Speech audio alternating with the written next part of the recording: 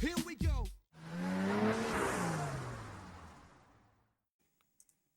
It is Stick Drift yet again. Number 30, baby. Is that right? 30 of them? Yeah. 30. Huh? Yeah. It's a few. We did it. That's a few. We like recording these things. Yeah. But we should get the spiel over with. So let's without further ado. You're listening to Stick Drift, like I just mentioned. It's a bi-weekly show where we talk about the world of video games and the culture surrounding them. A lot of the culture surrounding them. My name is Power Glover, and with me, as always, my eternal friend. No, Rita. That's me. Yep. Yeah. I'm doing good. That's you. Yes, Noah Rated. Like I said, as stated previously, that is Noah Rated. Yeah. He has not changed since his trip to Nebraska. He's not Farmer Noah Rita. He's regular Noah Rita. He just went to a farm. We'll get into it. If you like it or you hate it, please would you rate it? Follow the really cool. Leave a like on the mic. You can find us on YouTube at StickDriftPodYT, on Twitter/X at StickDriftYT, and lastly on our Facebook page, StickDrift. We are also on Spotify. Each of our content has its own channel. So for a specific podcast, please subscribe to each to make sure you get the newest audio content in your feed. And something I don't bring up a lot, if you like the show, share it. Tell people about it. We want to grow this thing, even if it's slow. We can do this for 10 years to get 10 followers. That's great. That's 10 more than what we had at the beginning. So That's right. We're trying to improve it, trying to make everything good and all that. But if you like it, please share it. Please rate it. Say all the nice things. Noah, how you doing? Doing good. Yeah. Good. Good. You had your Nebraska sojourn.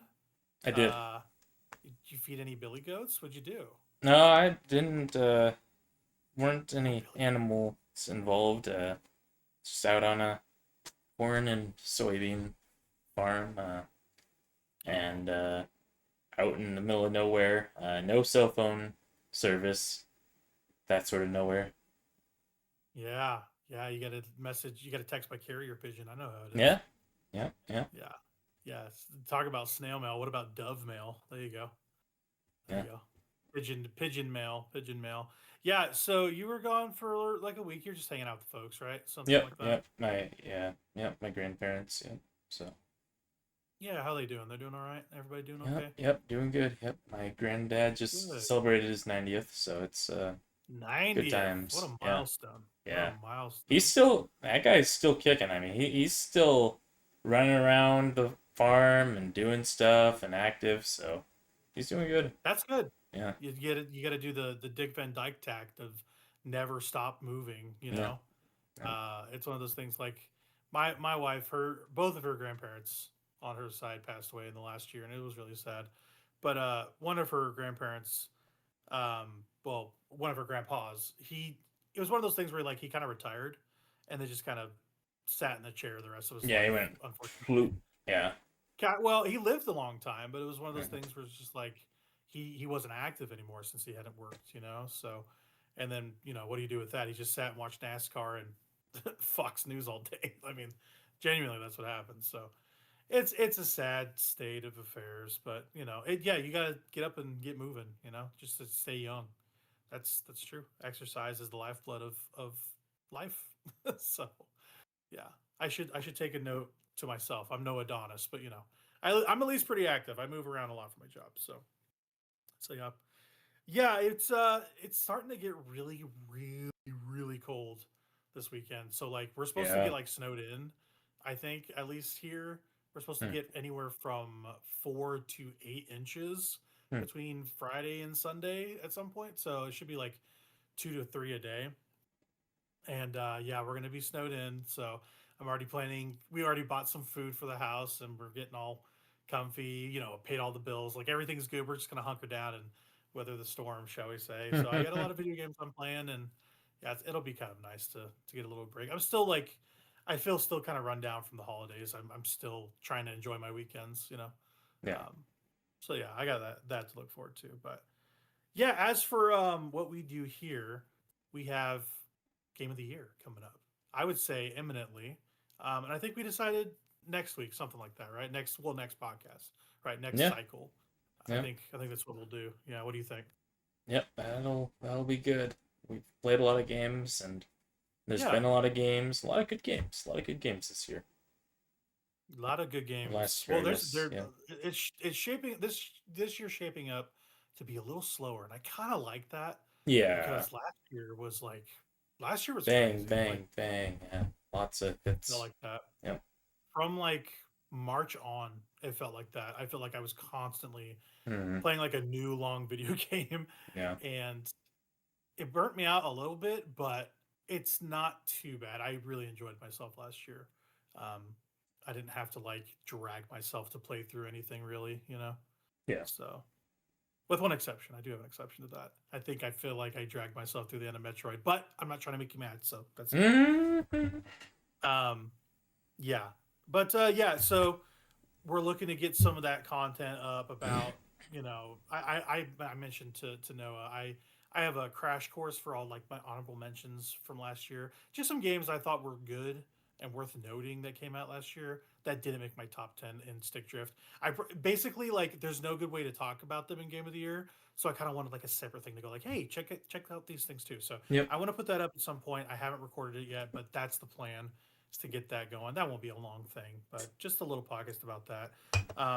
We need to get the Dark Souls series done. Probably after Game of the Year, we got to do that and kind of put that year to bed first, and then we can focus on the big thing because we want to be kind of involved with that. So we Yeah. want to do it right. And then I want to watch Paprika. If we don't do a tape stuck on it immediately, not a big deal.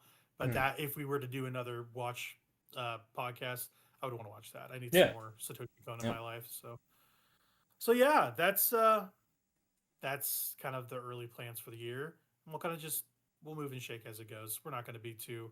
We're both busy people. We got a lot of stuff going on, so we're going to try to do the pods when we can and figure it out together. What do you say? Yeah. Sounds about right. Yeah. And without further ado, Noah, why are you playing Final Fantasy V again? You beat it once, but you Okay. are playing it again. Can you explain yourself?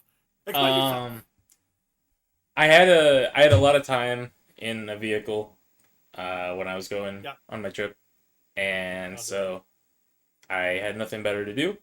So I was like, out of all the games I want to play, I kind of just want to play Final Fantasy V again. So I booted up Final Fantasy V Advance on my PS Vita, Yeah. and I started playing it again.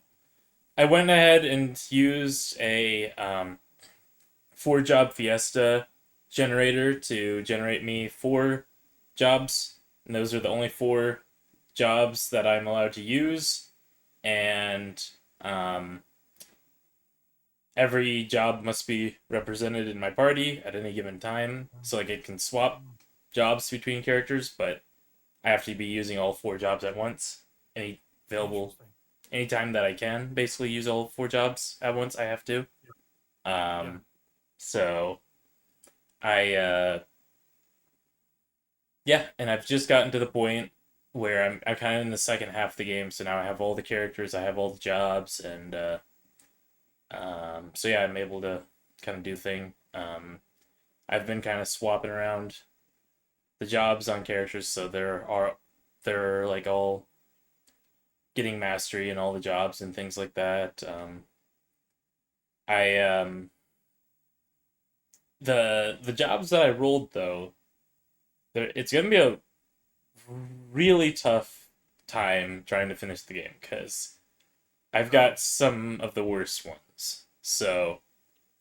Ooh. So my first pick was pretty good. I got Monk. Monk's pretty good. It's That just a is solid good. Yeah. damage dealing class. It kind of falls off in like the mid and late game, but it's still okay. Um, but in the early game, it just kind of shreds everything, so that was kind of nice. Hmm. But the second job I got was Red Mage, and Red Mage is not very good in that game. The only good thing about it in that game is you if you max it out with like you have to get like on the last level up, it takes like 999 job points, but Oh if yeah. you max it out, then you get dual cast, so you can Oh. cast 2 spells every turn. Um, that's good, but the only magic that I have on my team is red magic, and that only Oh. goes up to level 3 spells, which is like the like Blizza, Thunda, Kira, you know. Um, And that's like the strongest stuff I'll be able to cast, basically. Um, Gotcha. so even dual casting that stuff is like it's okay, but it's not great. Um, Mm-hmm. so I don't know how much use that'll get, but I'll definitely mess with it. Mm-hmm. And then I got Geomancer, which Geomancer is very weird. It's the only class that gets access to bells, the Oh, bell okay. weapon. And its main thing is that it uses like the Gaia command to do randomized attacks based on the terrain that you're in. Really weird. That's a weird moveset. Yeah, and I mean, it's actually got some good random attacks. And from what I understand on the final boss, you actually get to use the wind slash attack always guaranteed. And that's actually a really good like attack. So Mm-hmm. like it's not gonna be horrible. It's just most people would consider Red Mage and Geomancer to be some of the worst classes in the game. And the last class I got was Dragoon, which Dragoon is also considered one of the worst classes in the game. So like 3 of the 4 classes I'm working with are considered some of the worst in the game. Interesting. And Dragoon's usually pretty good in Final Fantasy games. yeah, it's like it every other like um physical job is just so much better than Dragoon that Dragoon's Oh, just kind of mediocre in a way that makes it like probably the worst pick out of its like crystal besides like Dancer. Thank goodness I didn't get oh, Dancer. Dancer, oh, okay. Dancer is just It's- RNG fest. Like, ugh. But it's technically Dancer's technically has like a higher damage like cap than Dragoon, but Dancer's like all luck based. So, um, Interesting. yeah. So, Okay. Okay. but yeah, that's Yeah. kind of what I was doing with that game. Was just messing around with a, sort of a challenge run, just seeing how far I'd get and if I enjoyed it or not. And I was enjoying myself, so I might finish that at some point when I find time. But Yeah, you so like last time we talked a few weeks ago, you had started Final Fantasy 5. And I remember you saying you really liked the music in that. mm-hmm. And the job system, it was all clicking into Oh place. yeah. Like you're on a Final Fantasy kick and you're like, I want to play 5, and those are the things you liked at the beginning. So I guess like encapsulating the that game, like your time beating it. What did you like about it? What did you not like about it? Do you think it's your favorite Final Fantasy? I kind of want to start there. No, it's my favorite one to replay so far. Like it's one that I Okay, instantly figured out. Like I could replay this thing and enjoy myself, and yeah, I am enjoying myself on the replay. Um, nice. but um, it like in terms of like story, it's pretty strong for like a SNES story. Yeah. But in terms of like presentation, it just doesn't hold a candle to like the PS1 and above Final Fantasy games. Like Yeah. it's just limited by its hardware. Um, Right. Right. and so it doesn't have like the spectacle of those games. But it has some really like cozy locations, and yeah, it's got a great soundtrack. I enjoy it quite a bit. I like it a lot. I'd say it's probably my favorite of the SNES Final Fantasies. Heck, probably it'll end up my favorite of the first 6. Yeah. But I'd still say that 6 is the better game. In terms of like Oh, okay. story Interesting. and like just like the theming and the world building of 6 is better, but Yeah. it's not as replayable as 5, basically. Okay. Okay. Yeah. I think I would. That's. I thought you were more on the 5 side, but I was hoping you'd come out more as a 6 person because I think if you're talking spectacle, from what I've seen for 5, it doesn't seem like it holds a candle to even 6. No, it doesn't. No. Yeah. It's more cozy of a game, I'd say. Like, it has Cozy. some really big moments in it that happen, and very like shocking things do happen in that game that, like, to the point where I had to put the controller down once or twice. Like, man, I didn't expect that, you know. Yeah. Yeah. And so there was one moment that had me literally screaming at my TV whenever it happens. So I'm like, yeah, this is pretty good. Oh, yeah. Um, so yeah, it's a great experience, great game. It definitely needs to be played alongside 4 and 6. Like, if you're playing 4 and 6, you need to play 5 because that game's great. Okay. Um, Cool. 4 is a lot shorter, and I I don't know how I feel about 4. 4 is just, I don't know. It's melodramatic, and it just doesn't really go anywhere with it. Whereas like 6 is like melodramatic, but like it goes so many places with that melodrama. Like, It really does. the Yeah. characters are way more fleshed out in 6 than in 4, I think. Right. Yeah. It's just so much more operatic, you know. Yeah. You can see the stylings of the PS1 in Final Fantasy VI. We'll put it that way. Yep. Like that sort of like, you know, theater that they kind of carry forward with their other stuff. And eight's Yep. less like that, but 7 and 9 are very similar to six. Yeah. Um, and so yeah, so like if you were to rank them, like is it still 9, 6, 5, and then everything else sort of thing? For me, it would have to be 9, 5, 6. Oh, I would five because say. of you just like playing it more. Yeah, okay. Yeah, I like playing 5 enough to where I can justify putting it above 6 for my own ranking, but I would say objectively 6 is probably the better like experience. But I just like the vibes of 5 and playing 5 better. So, Gotcha, gotcha. Okay, yeah, yeah, that's cool. I've also been playing um, Final Fantasy 9 a lot too, so I'm kind of in that mood as like you are. I'm kind of jonesing for it a little bit. Um, but yeah, so you would recommend 5 um, if you played 4 and 6. Would you play those first before you touch 5? Like, what would you do? you could. That's You could. fine. It doesn't really matter what order you play those in, but Okay. if Okay. you've played 4 and 6, definitely play 5. And if you Yeah. haven't played any of them, then like probably play 6 and then play 4 or 5. Um, Yeah.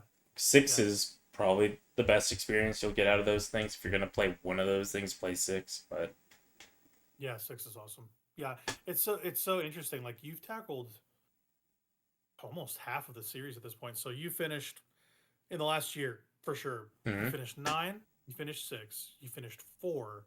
You finished 5. You finished 1. You finished Final Fantasy 1, which we'll get to. We'll get to at some mhm, point. And then you started Final Fantasy 2. So all that's mhm, left is 2, 3, 7, 8, mhm. 10, not 11. We don't count 11. That No, doesn't count. 12 if you want to, 13 and yeah, 1, right? Like yeah, that's a pretty good dude. That's a lot of video games. Like right there. yeah. So, I'm but they do start to get considerably longer the yeah. more the series kind of gets drawn out, you That's know. why I'm So, trying to get like the SNES and NES games done. Then I'm gonna start yeah, working on the PS1 games. yeah, Um, and then after that, I might try and get the longer ones. But it's yeah. gonna be harder to do those ones definitely. Because those ones, if I'm My trying to do completion like I've been doing, then it's gonna be really long on some of those.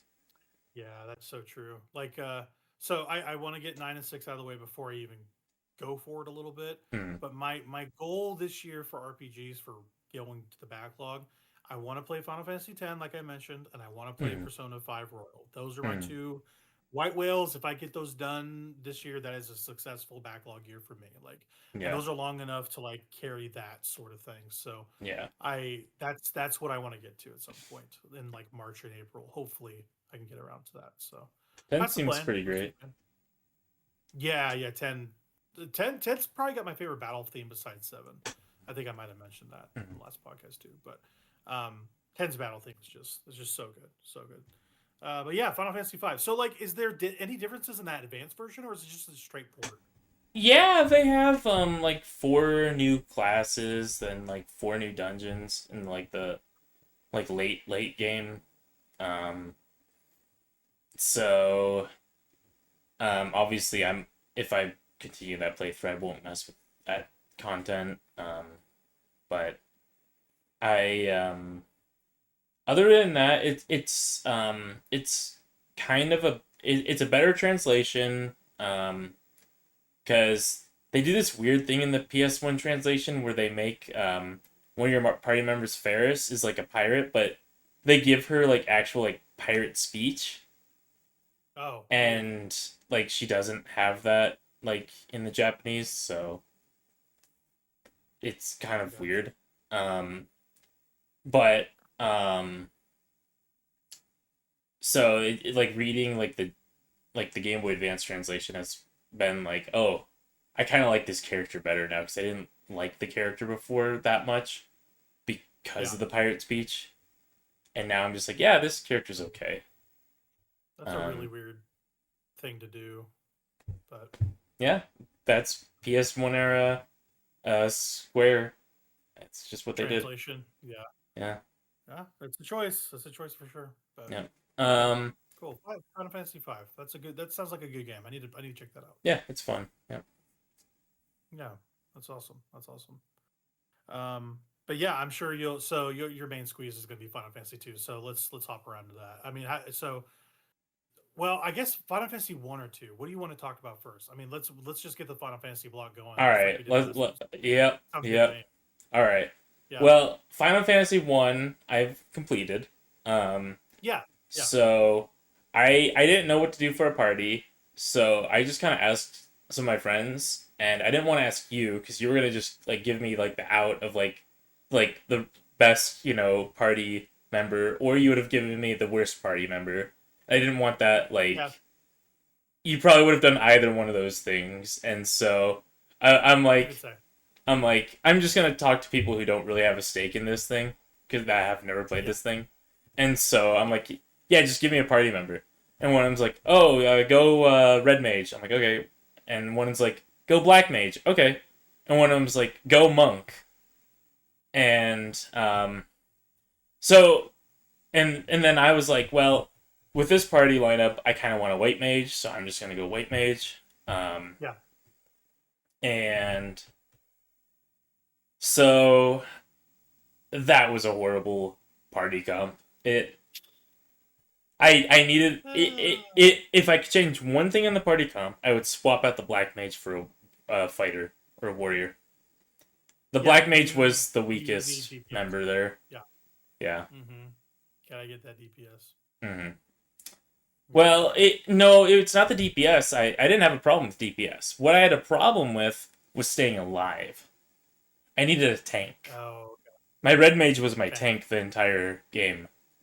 And fighter probably. Yeah. yes, the fighter can actually equip armor. Mm-hmm. Yeah, and have a shield. You don't get a shield for the red mage until like Crescent Lake, and like that's like when you get 6th tier magic, and there's 8 tiers of magic, so like it's like really close to the end of the game by the time you actually get a shield for your red mage. So right.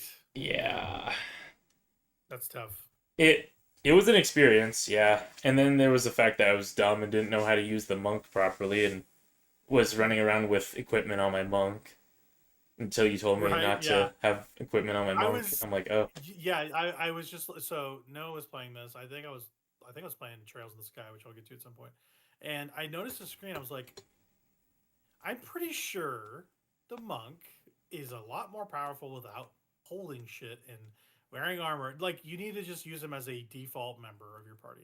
And you were like, why would they've never told me that? Why would they do that? yeah, And as soon as you took off all this stuff, all of his stats went like boom. yeah. And he was like, "Oh my gosh, I had no idea." I'm like, yeah, the game just doesn't tell you. No, it just doesn't tell you. Well, and they have a weapon type built for the monk because they have like nunchucks that you get throughout the game for the monk specifically. They do. Yep.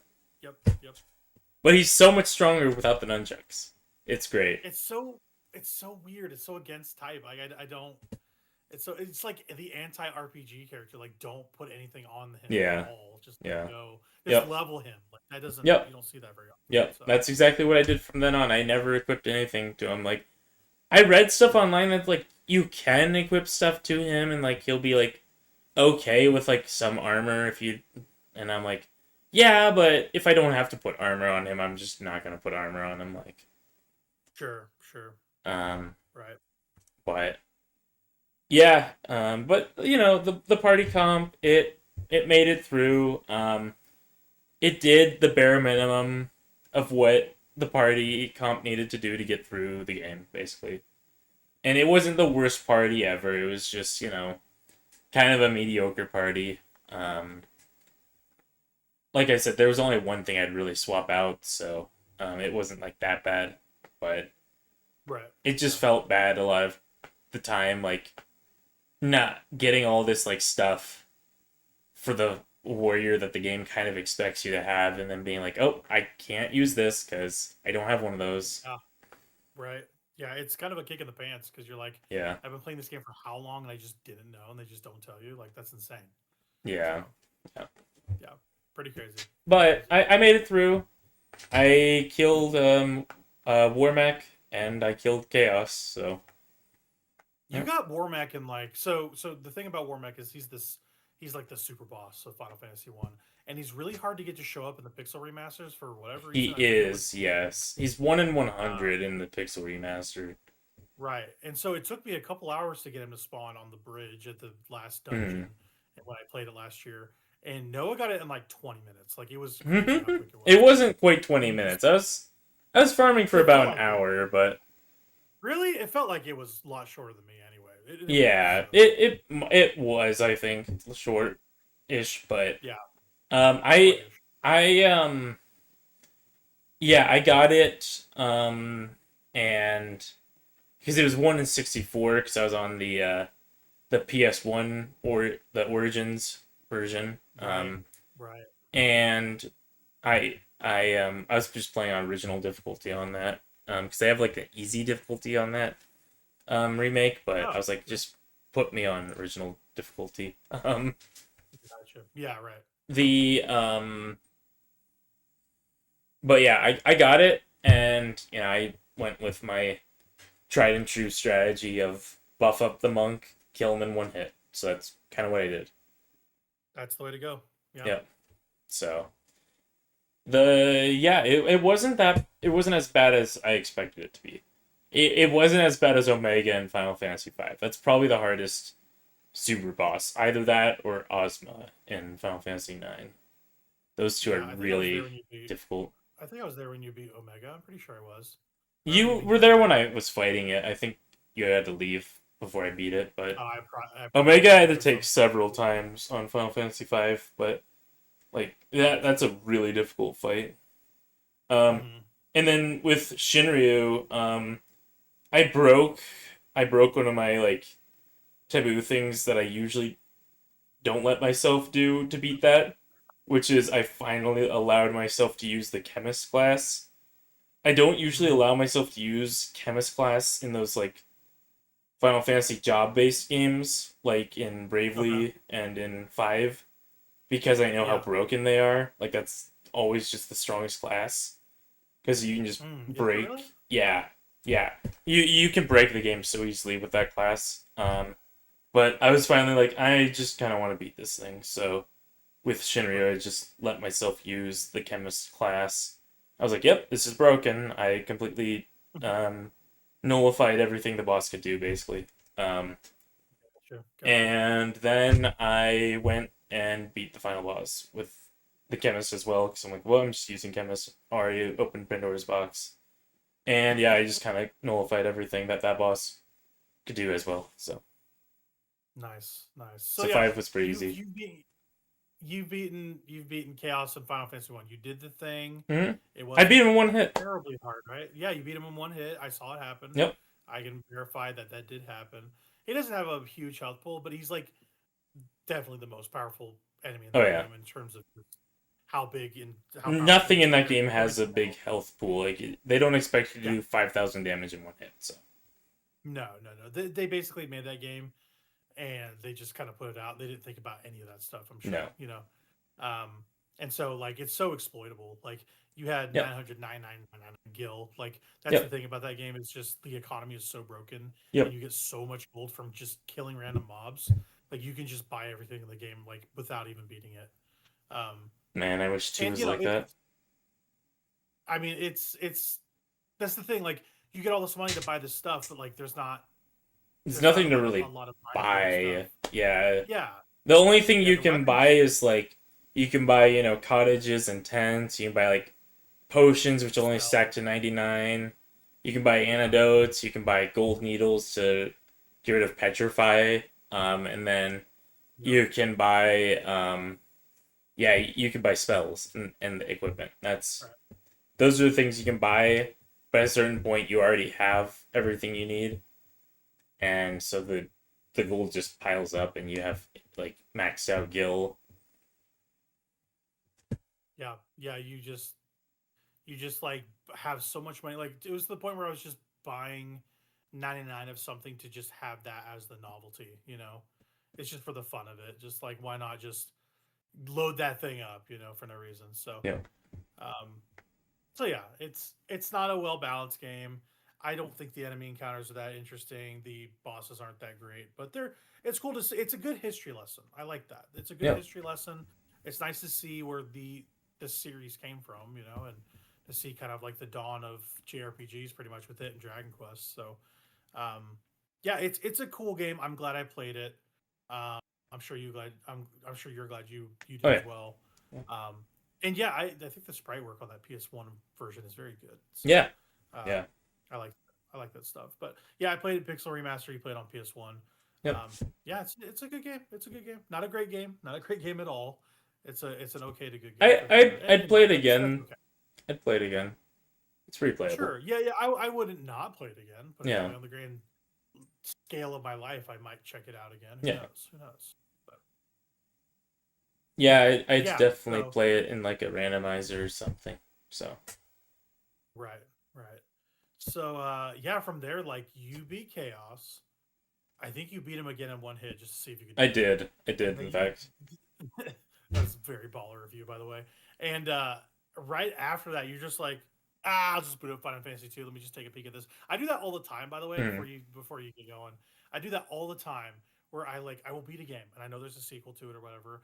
And I'll just like take a peek in there and Yeah. go like, okay, what you got cooking, What's Just going like on give here? me 5 minutes to look at it. Yeah, Yep. just I'm curious. I want to peel back the curtain just a little bit and go, what does the next game have to offer? So I guess what you find in Final Fantasy 2 that piqued your interest? Anything? Is it because I hear that game's kind of a mess? Maybe you're the reporter on the ground. Yeah, let me know. Yeah, it's got a leveling system of some sort. Of some sort, he says. It is crazy. Can you explain to the folks what the leveling is in Final Okay, Fantasy 2 and why okay, it's busted? okay. So there's no levels for your characters in that game. Instead, you level up individual stats. Well, you increase your stats by using those stats. I'll explain it like that. So as you use a stat, you level or you add points to that stat, but that also decreases from other stats when you are increasing stats. Right. I'm not sure what the exchange rate is there, but it happens. I read the instruction booklet. I would know. You would. Yeah. And then the actual like I guess like progression that's easier to see is your weapon and spell mastery. So as you Yeah. cast spells and use weapons, um, you you gain mastery in those specific things. So the game rewards you for like using the same weapon and the same spells over and over again, basically. Mm. So like using the fire spell over and over again to upgrade it, and Yeah. not touching like ice and lightning for as long as possible is like the way to go, I guess. No, that's weird. That's crazy. There's no like ice or things like that. Like Yeah, Lazara or whatever. yeah. Yeah, there's none of that. Like you just level up the initial like fire, ice, and thunder spells, basically. Weird. That's weird. Yep. Yeah. Yeah, So it's kind of busted. Then no other game ever did that again. So yeah, I'm trying to think because like I can remember a game that had a similar like mechanic. I was having like deja vu with this like mechanic of like having to use stats to upgrade stats. Now I can't remember for the life of me what game that was, but the Bethesda games do that. But it's not bad. It doesn't decrease other stats just by gaining levels. Like if you yeah. use your like magic spells in Oblivion and I think Morrowind maybe too, but definitely Oblivion, you'll increase your stat. Like if you Well, jump in and place, in you'll see it on Skyrim, it. Skyrim will also, if you're using your magic, it Yeah, increases your but magic level. they don't honor your spamming of it. Like you can just literally jump in place and increase your athletics. It's not like that Right. in Skyrim. You have to use it against foes, or you know what I mean, stuff like It, that's how it is in Final Fantasy 2. You have to use things against foes. You can't just like that. spam things, basically. But that's how you could do it in Oblivion. You're just like bah bah Yeah. bah, like, and that's not Yep. ideal. And also, I've noticed that like after I was like, because I never really like stopped to grind. I just like get lost, and so like Yeah, yeah, I'd end up like walking back and forth a lot, and I noticed that at a certain point, I stopped gaining mastery for like my chosen weapons, oh, but interesting. I wasn't. I was clearly not like at the highest rank because I was only at like level 3, and I think there's like 16 levels. Mm. So there's some like thing in the game that says like thou shalt only get to this much mastery on these enemies or whatever. I don't really know how it works, but Interesting. and then it just stopped giving me mastery Right. on those Yeah. enemies. So yeah, Pretty weird. it's a really weird game. It's really weird. Yeah. Yeah, I've got you know so I've just got two like physical units. I've got like a sword and shield unit and an axe and shield unit. Both of them no cure. And then I've got my I did have my mage on shield and knife for a while. And then they were running around with fire. Um, but I just got like the mithril bow, so I'm like, I'm just gonna put the mithril bow on my mage and just throw them in the back row and hope for the best. Yeah. Yeah. Um, Probably the way to go. so, but yeah, and then they give you your fourth character is Minhu, the cleric, um, and he knows like all like the best like he knows all the white magic, and he's got like high levels in all the white magic, and he's got a ton of MP, Yeah. and he's like your like Hmm. I guess he's like your Fire Emblem Jagan. Okay. Sure. So I don't know why they chose to do this game like that. I don't think any other Final Fantasies had like a character that's like way better than your other characters, but Yeah. um No, I don't. I don't know. yeah. So it's a weird Try- game. It's a growth game, definitely. Your characters start out extremely weak, but the enemies Yeah. also start out extremely weak.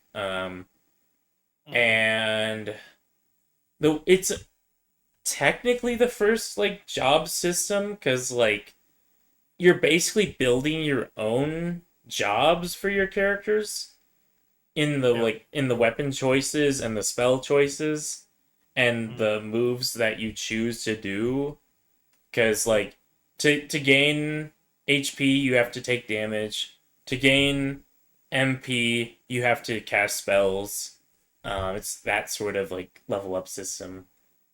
It's really Right. weird. Like you can't just like have the spell and it just gets stronger. You have to cast the spell to gain mastery in that spell. Yeah. Um, It's so odd. it's weird. It kind of makes sense, but it's a bit too simmy for my taste. Like, I got like to a boss that was just like one-shotting all of my characters, and like I just kind of beat it by the skin of my teeth.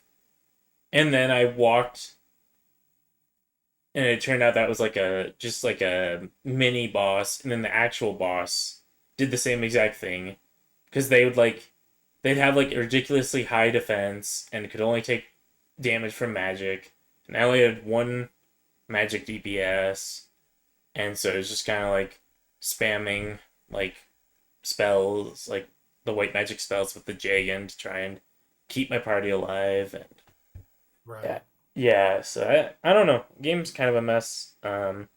I just got access to mithril like armor and weapons and things, so I might mess around with that. Might attempt to do some grinding, but I don't really know how to do that in that game. I don't really want to look it up, so I'm just probably gonna push forward and hope for the best. I haven't hit a Yeah. wall yet per se. I've gotten close to it, but yeah, it's a weird game. I like it though. I think it's interesting of a like really weird like weirdly melodramatic premise for an NES game. So Yeah. Yeah, for sure. Yeah, it's when I played it right basically what you did right after Final Fantasy 1. Um I played it last year and I was just like I just don't know what they're going for. Like this is so out of step with normal Final Fantasy. It's kind of hard to have a demarcation point for what they're trying to accomplish. Um, it's but interesting. it's interesting. It's Yeah. interesting. It's not boring or anything. It's No. just like you look at it and you're just like, I think I know what you're going for, but this is still Yeah. weird. It's just still Like yeah, and like I feel like my characters are getting more powerful, just not in the way that they normally do. right. Um I feel like they're just getting more powerful a lot slower than I would like them to. But the enemies aren't exactly getting much stronger other than like the bosses that I was mentioning. Like everything else has just been so easy, like died in one hit. Easy, like Oh wow, that easy. Wow. yeah, the mobs are like they always die in one hit basically. Hmm. So, yeah, just like the party comp is kind of like decided for you from the beginning because like they start out your characters with like one has like a broadsword and maybe a shield, and then one has the bow and like a high intelligence stat for casting magic, and then one has like an axe, and you're like, oh okay, that's kind of the default party comp. I'm just gonna go with that. Is my thought process, and then I was like, well, Yeah. I kind of don't want my mage to just die right away, so I equipped her with like a shield and a knife for a while, and then Right. yeah, Right. Gotcha. but Okay. Okay. Yeah, I'd like to go back to that at some point because I just want to see how weird it gets. Like, does it start to let up a little bit on the weirdness? Does it go like, oh, I just got used to this? I wonder. So yeah, it's a it interesting feels thing. kind of bad right now. Just like Yeah. it feels like my characters are really weak compared to like this Jagan that they gave me, which is like, and they don't feel like I can't see the path to becoming as powerful as the guy that they gave me basically, and that feels kind of bad Right. because like Right. Right. that's just like a guy that they gave me. Like I don't really want to level him up or use him because he's probably not going to be there very long. And whereas like my characters, like I want them to be that powerful, but I don't know how to get Yeah. there. That's basically where I'm at. Yeah. Another interesting thing is you have to remember certain keywords of dialogue to Oh yeah, access yeah. the game. It's not really that hard. You just click like memorize, and that's it. Like a red letter will show up, and you just click memorize, and then it's just in a memorize menu. It's really not that complicated. Yeah. Dragon Quest 3 does this a little bit, at least in the remake, where you remember points of dialogue, and also like it gives you a little like small recap to what was said or where you were or some point. So like you can remember things and go like, oh, I want to bookmark this for later. Like check this out. Um, yeah, that kind of reminds me of that a little bit. Just that little piecemeal. Hey, don't lose this information. You might need it, because there's no other place to get it. So Yeah. um, yeah, that's cool. One more Final Fantasy thing. I've been playing Final Fantasy 9. Um, and yeah, I'm in disc 3. I'm loving it. It is so good. What did you think of So good. the finale of like disc 2 though? Like, It was pretty crazy. It was pretty crazy. The Aoife tree stuff was awesome. yep, yep. Um, yeah, the I don't want to spoil it, but the entire arc with Queen and Dagger is just really good. Uh-huh. Um, It's the beach incredible. scene specifically is Hmm. it hits pretty hard, pretty quick. Yeah. And I basically stopped right after that, so I'm like right there. So I just started disc 3, um, but that since I finished Resident Evil 4, which I'll get to at some point, um, I'm gonna go back to that. That's kind of like that was my gap game. So yeah, it is very good. The battle system being slow is not a problem because you just got like I basically have the mindset of like, hey, this game is just basically cinematic. Yep. So like the battle system just is what it is. You're just like enjoying the process of seeing new things and pulling off moves and occasionally getting power ups. Like it's just very like you go through the motions, but you enjoy it, sort of thing. Yep.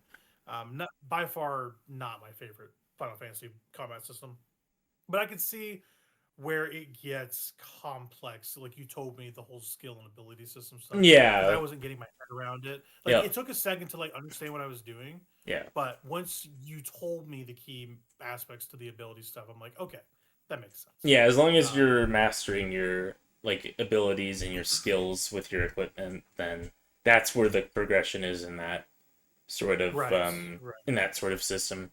There's like the levels and then there's like the skill points and like I right. guess AP is what they call it, ability points. AP, yeah, Yeah, AP. the ability points and the levels are like the two things you need to be managing though. Like you need to make sure you're getting Yeah. plenty of those and that's how you get your party to be strong basically. I think I prefer Seven's materia stuff and the um, gaining basically moves that you could just slot in and out. I think I prefer that. But it is interesting and it works well in 9. I will say it works just fine. It's not confusing anymore.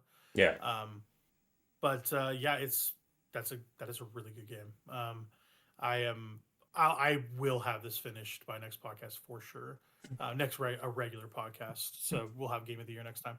But the time after, I will definitely report back on my findings with it, and then Cool. hopefully I'll have started 6 as my other handheld game. So, like I said, I like having a big game and then a handheld game, and kind of jumping back and forth between them. So I kind of need to play Chrono Trigger though first, so I might play that before Final Fantasy 6. Who knows? We'll see. But yeah, that just a little check in 9. And then yeah, a couple other little small itty bitty check ins before I talk about a newer game. The 100 line Last Defense Academy remains really good. Um, I really think you should check this out on a rainy day. It's just it's so your game. Like I know you well enough at this point. Like it's hitting all the notes that I would want to recommend to you. Yeah. Yeah, it's excellent. It looks great, sounds great, still remains good. It is a long game though, so I'm just picking away at it. That's kind of No. how it is. Picking away. I hit a really good story beat that has got me re-engaged into it. I wasn't not engaged, but I was just like, okay, I'm letting it kind of wash over me, sort of thing. But now I'm like, oh no, I'm actively like looking forward to playing this. So it's ramping up. It's getting better. I'm about so basically it's a clock game, at least initially, where there's I think it's 100 days, calendar days, and then I'm sure more story happens after that because it's a long game. But it's very Persona calendar focused, where you knock out the 100 days and you kind of see what happens after there. So, yeah, I'm just defending the school right now. That's what I'm doing. I'm fighting big purple teddy bear alien things, and it's really good. The tactics are solid as hell. I really like it. I'm so glad I bought it on sale. I was like, man, this is like kind of secretly my one of my It can't be on my top 10 because I just haven't played enough of it. But if I had, it would be near the top. Like it's like top 5 material sort of thing. I'm like, I just know I would love playing this thing all the way through. And yeah, I'll pick at it and get through it. Yeah, Hopefully at my leisure. that So thing, I saw like the marketing for it now. They've started marketing it as like two games, I guess, in one. Because oh really? they have like a lot of like content that's like locked behind New Game Plus, basically. And so Yeah. the Okay. marketing has like turned to being like, yeah, you get 100 line 1 and 2 by buying Really? this. Uh-huh. That's a weird way to frame that game. Uh-huh. I that's kind of what I heard. I didn't really want to spoil it, but like once you finish the 100 days, like I you mean get the different endings by doing the different stuff. You know? sure, don't spoil it, but like at the same time, like that's how they're marketing that thing straight up. Like, That is really weird though. I don't know uh-huh. why they would do that. But it's not bad. It's just, Yeah. you go into it thinking it's a 40-hour game and it ends up being a 160-hour game. Yeah. Like that's kind of what they're marketing. Yep. And I guess it's hard to do that. I don't know. But Yep. yeah, Without from what I spoiling it, played, yeah. it's yeah. From what I played, it's very, very enjoyable. So I could see myself playing it for the long haul. I just at this point I don't know if I have 160 hours in me. I barely do for any game. So Yeah. we'll see how it goes. We'll see how it goes. I'm really, really digging it. But that's 100 line, and then yeah, Dragon Quest 3. I started on it in earnest because I want to play 1 and 2 this year. So like, okay, the tack that I took playing new games last year was playing all the big stuff that I wanted to play. And then all the remasters and remake stuff, I was going to kind of like pick away at in the new year. Like that was kind of my plan. And then I was going to talk about it on the pod because those are updates to games, old games, remakes, whatever. They're not new stuff. Yeah. Like I feel like I can kind of come back to them at my own pace. Um, and yeah, Dragon Quest 1 and 2 are kind of there. But yeah, my goal is to play through 3 and then maybe 1, hopefully 2 before 7 comes out, or before I actually engage with 7. 7 comes out in like a month. Um, but I wanted to get those done first before I played 7, just so I get a idea of Dragon Quest, what a completed game of those looks like, because I've never beaten one. So I've been playing Dragon Quest 3. It's a fun game. It's really good. It looks incredible. That HD 2D stuff is just so good looking. They do such a good job, Square Enix, with that stuff. And yeah, I'm playing on PS5. I've been playing a lot of Switch recently, but I've been playing that on my PS5. It'd be nice to like take around portably, but I also like being captive by it, sitting in front of it and go like, okay, I can give my full attention to this and kind of be rewarded. The music's also really good too. They have like a really nice like symphony orchestration. Dragon Quest in the past has been known to have really bad music. Like the music itself not bad, but like the performance is bad or it's chip tuney or something. Like it's not how it should be. It's not by an orchestra, which is how Dragon Quest should be. Um, and basically, like I think it's fun. Dragon Quest 11 has like really crappy music, whereas like the Japanese version has like really good music. I think, but the American does not. I think they changed some stuff for some reason. I don't remember why. I remember that being a sticking point with people, and I think with the S version they might have changed that. So, Hmm. um, so yeah, it's really good that game. That's really good to just sit and plop in front of the TV and just like grind levels. It's really fun. Fighting blue slimes, still good. That's a fun time. But yeah, I guess another little check in. I started that demo for Final Fantasy 7 or it's not Final Fantasy, sorry, Dragon Quest 7.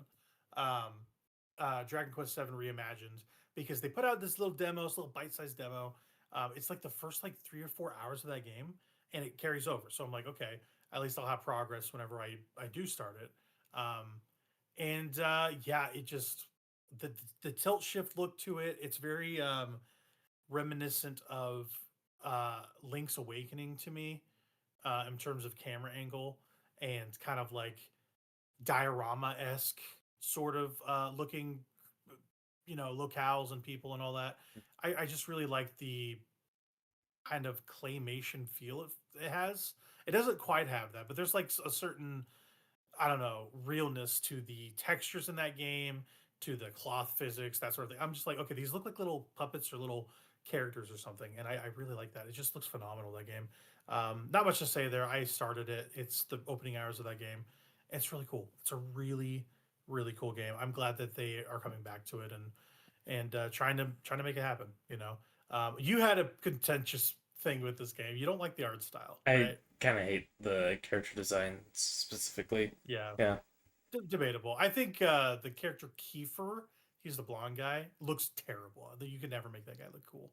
Um, it's one of those like all the characters are kind of chibi. I would say Hmm. they're mostly chibi style, but Kiefer like he looks like I've heard people say he looks like Matt Damon in Team America, like the puppet movie from the South Park guys. Um, and I think that's a very funny thing.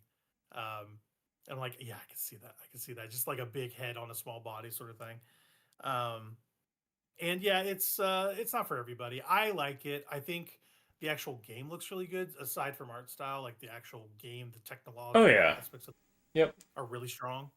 That's hard Um, to deny. and yeah, I just it's yeah, it's hard to deny. But like you don't like the characters. That's most of the characters look like Dragon Quest characters, and maybe some of the main cast is like, you can take or leave a few of them. I don't know. Yeah, they look too much like peasants, I guess. Like I don't Yeah, know. you said this. Yeah, I don't think peasants when I think of Dragon Quest. I think like a small like knight boy. I don't really yeah, think of like a yeah. peasant. You know. It's a Um. very different one of those too. Like Yeah. the upbringing is like a fisher town, like a fisherman's town, Yeah. and so like all these characters are kind of poor. Yeah. Um, and it's not typical for the Dragon Quest template. I think I agree with you, but there's something very whimsical and fantastical about this like take on Dragon Quest Sure. that I kind of dig because like you can get that anywhere. You can get if you want a knight in shining armor, you can play 3, you can play 11, you can play 8 technically. Like that sort of thing. So Yeah. I think it's an interesting breakaway from that, but I totally see your point for sure. Um, but yeah, so like, do you have any interest in playing any of the Dragon Quest games or not really? Not right now. I mean, it comes and goes. The one on the PlayStation 2 is probably the one I would play if I played one of those things. So, Yeah, that's Dragon Quest 8. Yeah. okay. Dragon Quest 8. I you can play that game two different ways. There's the PS2 version, which I do have. And I also have the 3DS version. And I think I mentioned this from time to time. But 3DS, they add some stuff. They add a character, some story stuff, I don't think I really whatever. need The that. PS2 version is classic. It's a great game as it stands. Yeah. But they're gonna remake all these. So like, if you really want to just play it on your PC, just do it that way.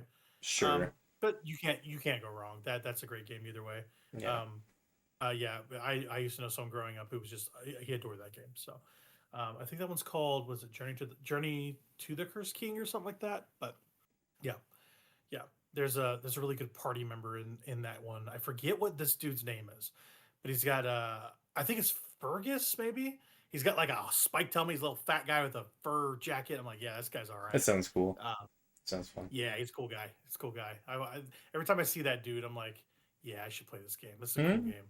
Um, yeah, and basically like the king's been transformed in that game to like this little moblin creature. They're trying to cure him is the idea. So he's like the king's tagging along with you as like a mercenary and his buddy.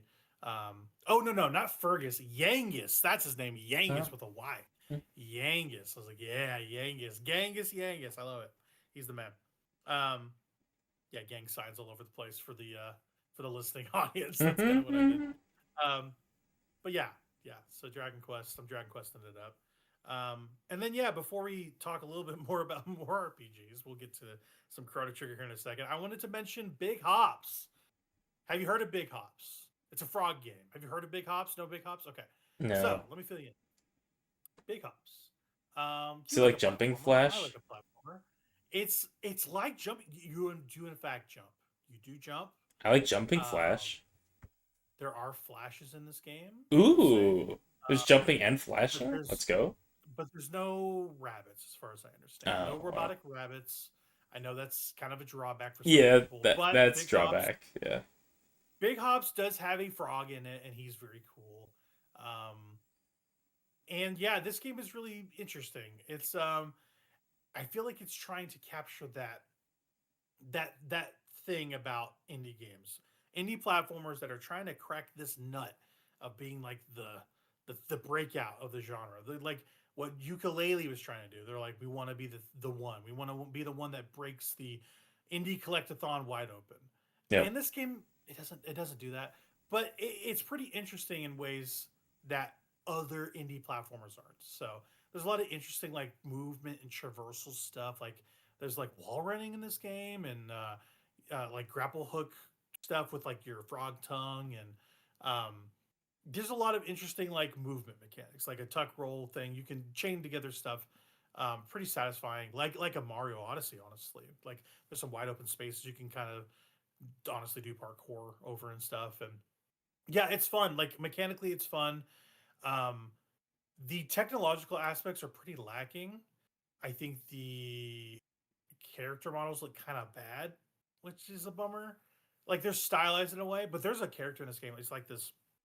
He's this dude. Like he gives you like all the challenge rooms and stuff, and he gives you like he's like the foil of the game. He's like a kind of a bad guy or a someone that's trying to hinder you, sort of thing. And his design is just so unappealing. He looks like a little black bat dude. Like he's got little horns, but he also has dumb Super Saiyan hair. And I'm like, okay, I cannot. I don't like this guy. Um, I don't know. It's a targeted assessment, but whatever. That's kind of how I feel. There is voice acting too, and it's not good. It's an indie studio; they're making do, but they also give you a filter to like turn it off, which is kind of Yeah. nice. They also have like speed run tickers and like, hey, how long Oh have yeah. you played this? They have splits as well. Like once you finish an area, they'll show you what your time's like, and yeah, there's some cool stuff there. I don't know if I like really like it or love it right now. I'm enjoying the bits I played. I put about a couple hours into it. It seems like it's an 8 to 9 hour thing. Mm. Um, and yeah, you're just collecting stuff, man. You're just a frog collecting stuff.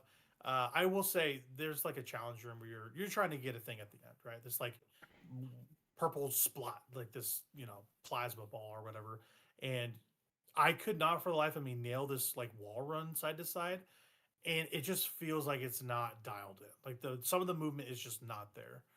Like if you just don't do things like exactly the way they want you to, it gets pretty sloppy. So it definitely feels like a first effort, for sure.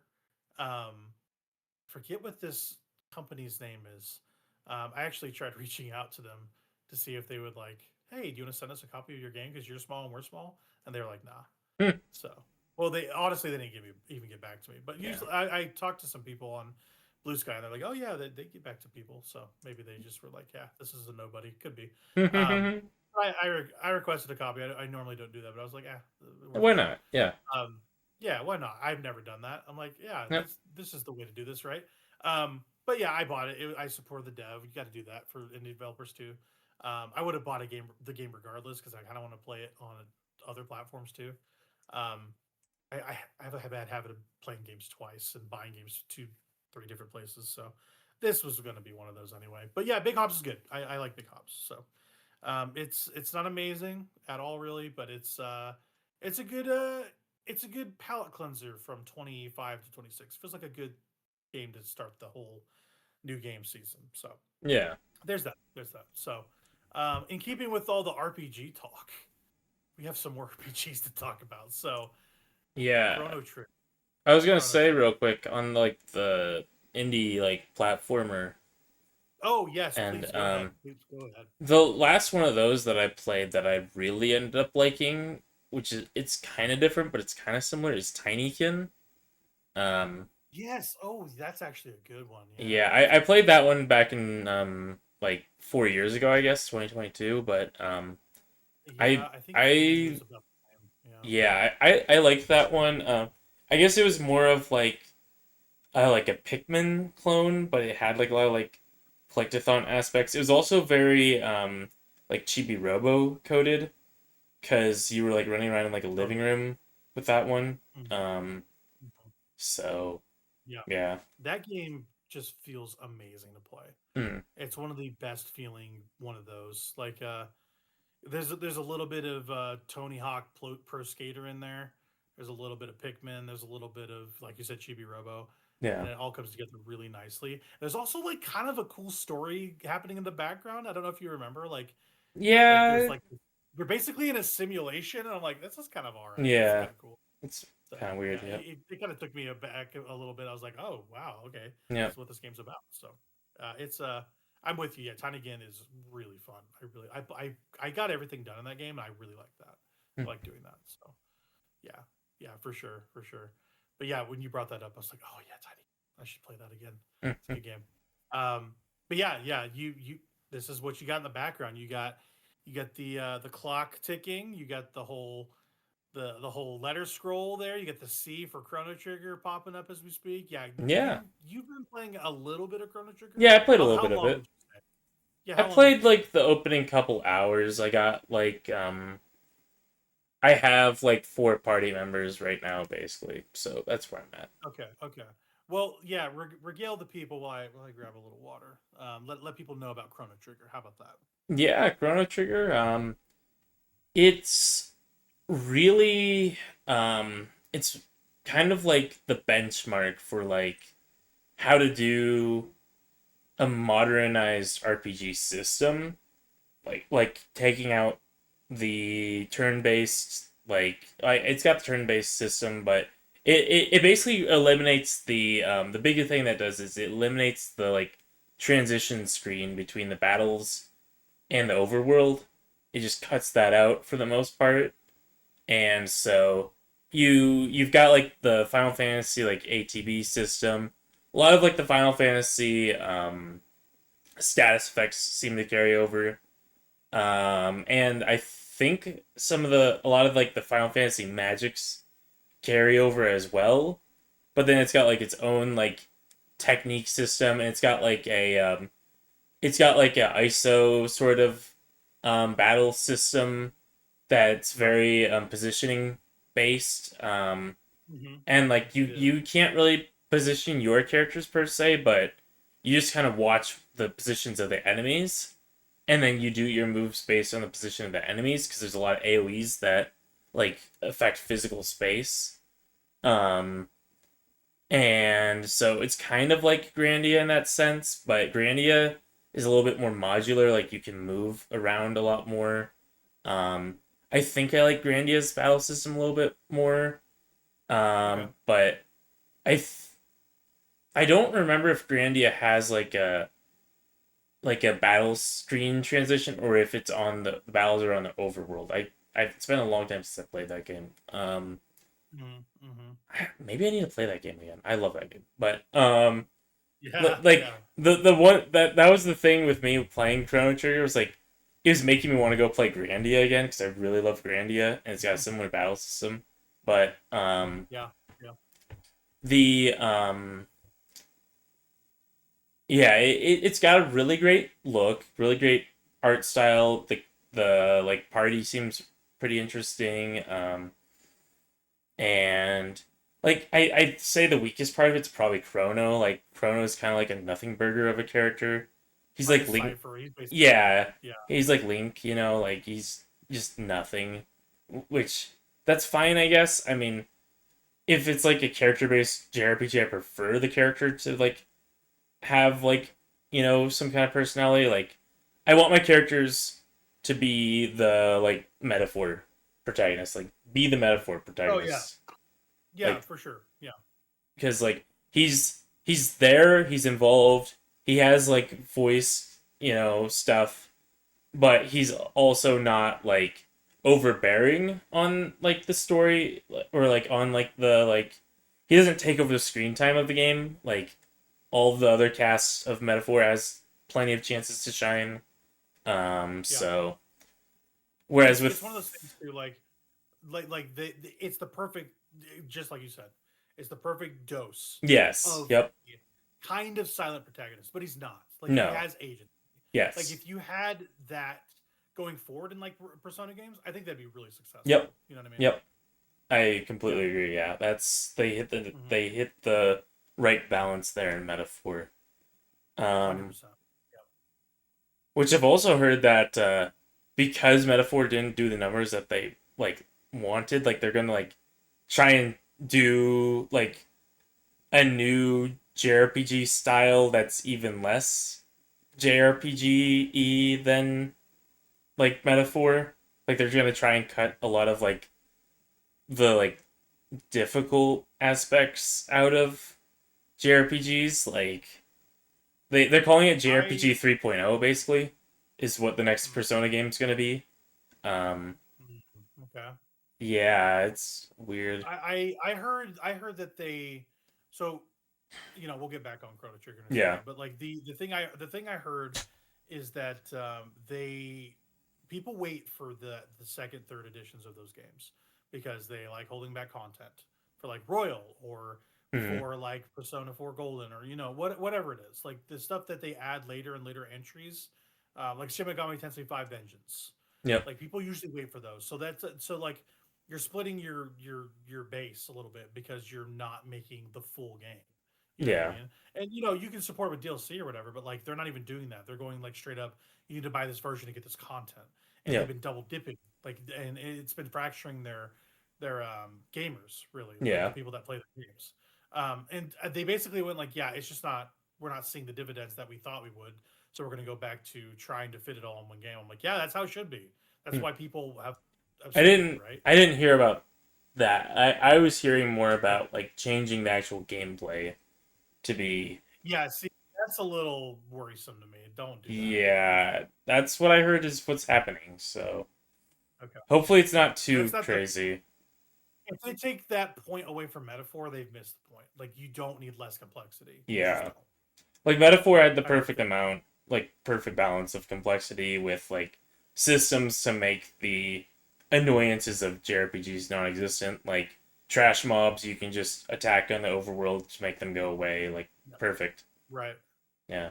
I think simplifying the game is not a bad idea, but there's a certain baseline that Persona games have to hit. I think they'll hit it. Like if Yeah. people expect certain things from those games, there's a template that they're kind of thriving off of right now of stuff they've learned upon games. They might simplify the aspects of it, but there's probably going to be some hidden depth there that we're not seeing. So Yeah. I have every we're going to see that game this year. They're going to talk about that game this year, like almost certainly. They might not tell you when it's coming out, but Hmm. they'll probably it might be like an early 28 game or something. Like who knows? But they're going to talk They about that. They're going to talk about their other projects too. There's the yeah. 30th anniversary, so They did yeah. finally release some DLC for Metaphor though. Um Oh yeah, all the costumes, right? Is that what you're talking about? All the Yeah, costumes. they released some like school uniform costumes from like older games, and Mm. then they also with that released like a digital strategy guide that like goes like Oh, in depth on like the first like dungeon like up to like up through the first dungeon basically goes super in depth, and then it has like a chart for like optimizing getting through like the like getting through the game like time management chart basically they have like a time management chart. oh, oh. Do they really? That's Mm-hmm. interesting. That's very Yep. interesting. Okay, that's pretty helpful. So yeah, Yeah, I definitely. went ahead and got the DLC just to support the game and Yeah, to get yeah, that for sure. guide in case if I wanted to go through that thing optimized at any point. So Right. Yeah, um that's a good game anyway. So yeah. yeah, it looks like I'm only missing one achievement. I have one hidden achievement that I'm missing on that thing. And then I'll have all the Okay. achievements on that thing. I don't know what I'm missing. It might be It's fighting not the like secret boss. it might be fighting the secret boss. I don't think I ever fought the secret boss, so Oh, really? Okay. yeah. Yeah, there's a hidden Louis secret boss. Yeah. Oh no, I did Which that is one. I didn't do that was the only Luis I fought. yeah, same for me. Yeah. I I don't like there's another one in like a library I remember, but Oh, I okay. don't It's not a dragon, right? It's not the dragon quests or anything like that. I There's don't like there's remember. all No, the it's not the towers with dragons. the I did the dragons and stuff. dragons. That's not the library Yeah, though. that's what I thought. That's Yeah, not you the were telling me library. about that. Yeah. Okay. Okay. Interesting. Well, yeah. Yeah. Maybe one of these rainy days you just pick it up and go. I'll go do that. Yeah, Interesting. the problem is it's hidden, so I have to figure out like what the achievement is. And then, yeah, There's no but drop down to tell you what it is at all, or no? so Steam has like straight up hidden achievements that it just once you unlock it, you get the details for the achievement. You don't Interesting. You don't get anything on the achievement until you unlock it.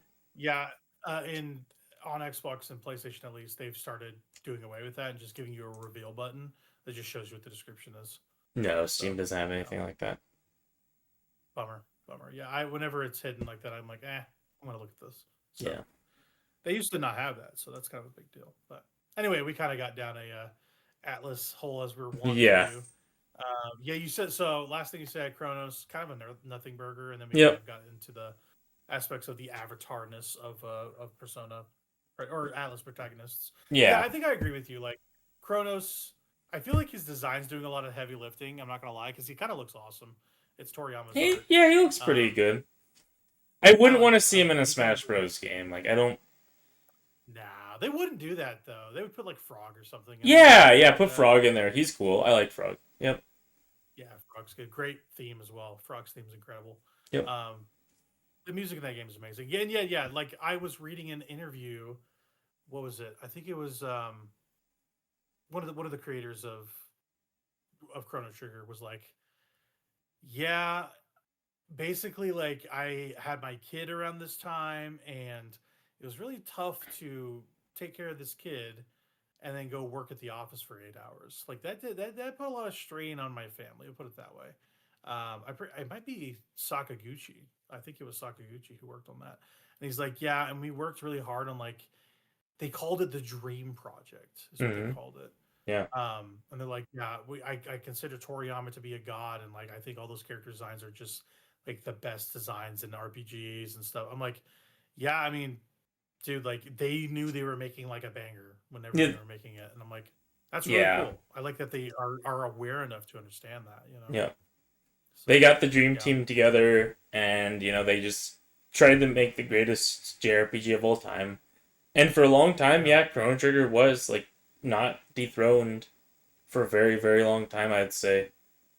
And I mean, it's debatable, like if things are the greatest of all time or whatever. But like, I think that metaphor is like the straw that breaks the camel's back. Like, I think that's the one that like dethrones Chrono Trigger. Like, I think they finally figured out how to outdo Chrono Trigger, just barely, but I think it's I think the way to measure that, okay, if we want to do a measurable that, and it's opinion at the end of the day, yeah, sure.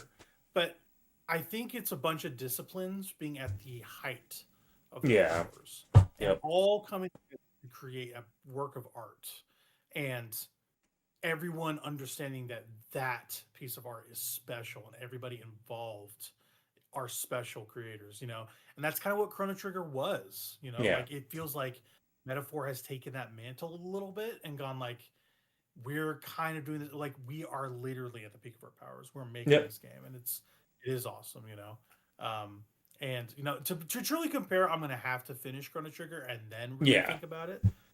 But I think it's a credit to how good they knew it was going to be, that they knew they had something special, So, it's cool stuff.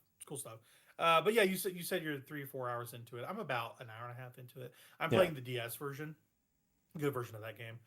If you're gonna play that before a remaster or remake, because they're gonna do that, they're FYI. They're probably gonna get through these Dragon Quest HD 2Ds, and I bet you they get to Chrono Trigger. If I had to put some money on it, that's what I say they do.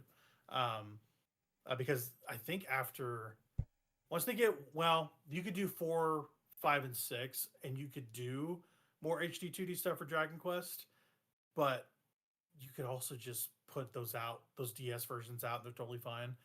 And I think they should fast track Chrono Trigger. Like, I think that would be an amazing game. Or hell, just put it out on NSO. Like, I would play the SNES version of that game. Yeah. Why not? Yeah. Like, make it. But I think they're going to do something. Like, that's probably why they haven't done it. Because they're always good about putting their stuff out. Like Square Enix does a lot of good collections and remasters and all that. There's a reason they haven't gotten to that game yet. I think I truly believe that. So, but yeah, you're liking Chrono Trigger. Okay, it's a pretty good game, right? Yep. Perfect. So yeah, we talked about some Chrono Trigger. I played a little bit of that as well, and then I had a couple games I finished. One of those was I beat the Outer Worlds 2 since the last time we recorded. So not much more to say about that. I think that game is brilliant. The writing is just so excellent in that game. Um, it's top half of the list. I'm not sure where it falls, but it's I was pretty high on it getting off and reflecting. I'm like, I don't know if it's number 2, but it's number 5 through 1. It's like it's there. It's not my game of the year, but it's not number 2. It's like 3, 4, 5. It's very, very high on my list. I really love that game. The companions were great throughout. The story was awesome. There's some really wacky dialogue choices that I specced into towards the end of that game. You basically convince a very prominent faction leader to give themselves up, and I think that's really interesting. Uh, and you just have to like skill that way and get to that point to do that, and it's really cool. It's really cool. Um, I really like that game a lot. It's super fun. It's better than the first one for sure. Um, and yeah, it's just awesome. Just an awesome game. So yeah, that's the Outer Worlds 2. And then like I kind of got on a whim to play. I don't know. I think okay, so I wanted to get ready with I wanted to play some games before Resident Evil 9. Resident Evil Requiem comes out in February, like late February. I'm like, okay, I need to get not caught up with the story, but like I want to play some of the games I haven't really touched. So some of the games that are like, like Final Fantasy has a bunch of games that I basically caught up for Rebirth, and I wanted to do that for 9, for Resident Evil 9, um, and it. I can't tell you how much I liked playing Resident Evil 4. That's like become my high watermark for like remakes, and I'll get into it in a second. But the first thing I wanted to talk about is for some reason I had a wild hair up my ass to play Resident Evil 6. Let me tell you, okay, that game is something else. It's something else. Okay, so I don't think that game is good at all. I think it's kind of bad, Resident Evil 6, but it's good bad. It's bad in an interesting way.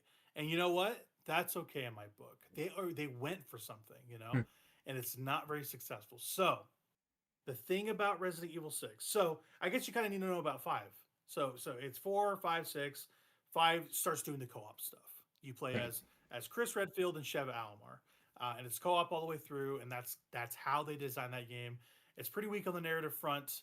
It starts to get really shitty towards the end of that game too, and that kind of carries over into 6. Honestly, like the end of that game, um, like vibes wise, because 6 starts out kind of shitty too. Um, it is so sprawling. This game. It's 5 campaigns, I think. You play as Leon, you play as Chris, you play as Ada Wong, you play as Jake, and one other. I can't remember. I think it's 4 or 5 campaigns. It's crazy. It's an expansive game. The game is like 20 to 25 hours, too. It's Hmm. long for a Resident Evil game. Yeah. Like these games usually come in around 9 to 15 hours. Like Resident Evil 4 Remake is about that. And 6 is just like a trip, man. So I started with the Leon campaign. It's the most like regular Resident Evil campaign there is. Um, I don't really like Matthew Mercer as Leon, but that's neither here nor there. The story seems okay from that aspect of it. Like it's kind of a joined narrative between all the characters you play, um, but everything's so tonally off because of it. Like you're playing as Leon, and you're like going through this college trying to solve this mystery, and then you play as Chris, and he's like in a Call of Duty level. Like it feels insane. Like you're going down this high rise, like shooting BOWs, which is their term for like bio-terrorists, basically that can turn into Resident Evil creatures. BOWs. I forget what BOWs means. It's like biological warriors or something like that. Like it's a weird name. Um, and you go from that to like Ada Wong, who appears in Resident Evil 2 and 4, and she's like doing super spy stuff on a submarine. And then you have like Jake and is it Sherry? Yeah, Sherry from Resident Evil 2. She's become like this government operative sort of thing. Um, and it's like kind of like the Thing or the Gray, where it's like in it's like in the I don't know, Eastern Bloc winter hinterlands. It's crazy. Like there's so much going on. It's one of those things where just like five was the best selling game in the series, like clearly. And I'm pretty sure that's been surpassed at this point by like seven or something. But like five was a big hit for them because four was so good, and the word of mouth just carried it to five because people were like, oh yeah, five's going to be amazing. I remember seeing that in Blockbuster when that came out, and the shelves were gone. Like people just all rented copies of Resident Evil 5 when that came out. It was a Hmm. big deal. Um, and people loved that game and played the crap out of it. And there's some issues with 5 with like shooting black people because like they're in Africa and like the virus happens in Africa. And so like unless you know what's happening, it looks pretty bad in the game. It looks like you're committing genocide, let's put it that way. Um, it's a little bit more nuanced on that, but not by much. It's kind of weird that they decided to set that game in that setting, but that's neither here nor there. Is this co-op thing. Six is this co-op thing as well, but it's so much more. It's so sprawling. It's like an epic. It's like a wartime epic, and it's so interesting. Um, the reason it's bad is it just plays like shit. It's like it just plays like shit. But like there's like weird mechanical intricacies to this thing that is so interesting to talk about. So like it feels like every time you're in these large scale fights, and you are a lot, you're like running down city streets, and um, you're honestly in a lot of cramped buildings too, like especially in the Chris campaign where you're fighting like three or four BOWs, and you're like in this cramped like marketplace in this high rise, this Chinese high rise, and you're just like getting knocked around like an idiot. Like you got enemies hanging from the ceiling, and enemies morphing in front of you and slapping the shit out of you, and uh, like all kinds of crazy stuff. So you're like constantly falling over. Like your character is falling over constantly, Hmm. and it's like a feature, not a bug, where you fall back on your back, very cinematic style, and you're like aiming like this, like from your back through your legs, shooting them in this like weird cinematic John Woo like I'm gonna get you back, mother effer. Like I'm going to smack you from the ground. I'm gonna do this cool tuck and roll to get out of the way of these explosions. It's so crazy. There's that. The cover shooting is just awful. Like you get up against the wall and you can like aim your reticle across like to like an enemy to your back right or something catty corner, and then you'll like pop out, and then the arm will move like this. So like you can't even like shoot them. You have to like recenter yourself after that. Like it's so busted in so many different ways. But I kind of love that they went for it because they really go for it. The story is so dumb. It is so dumb. And I don't know quite how it ties together yet. It just seems like Resident Evil has gone global in a way where like the other games feel very contained, where they're just like, oh no, there's an outbreak in there's an outbreak here. Leon's in the Spanish countryside in Resident Evil 4, and so it feels kind of like a side game. But 6 is like, dog, this thing is global. Like this is Call of Duty World at War what got BOWs in it. Like it's nuts. Resident Evil 6 is not a good game. I kind of love everything about it, really. Like it's so interesting to play a game that is trying so hard and it's just failing constantly. I'm gonna finish it for sure. I am so in the tank for it.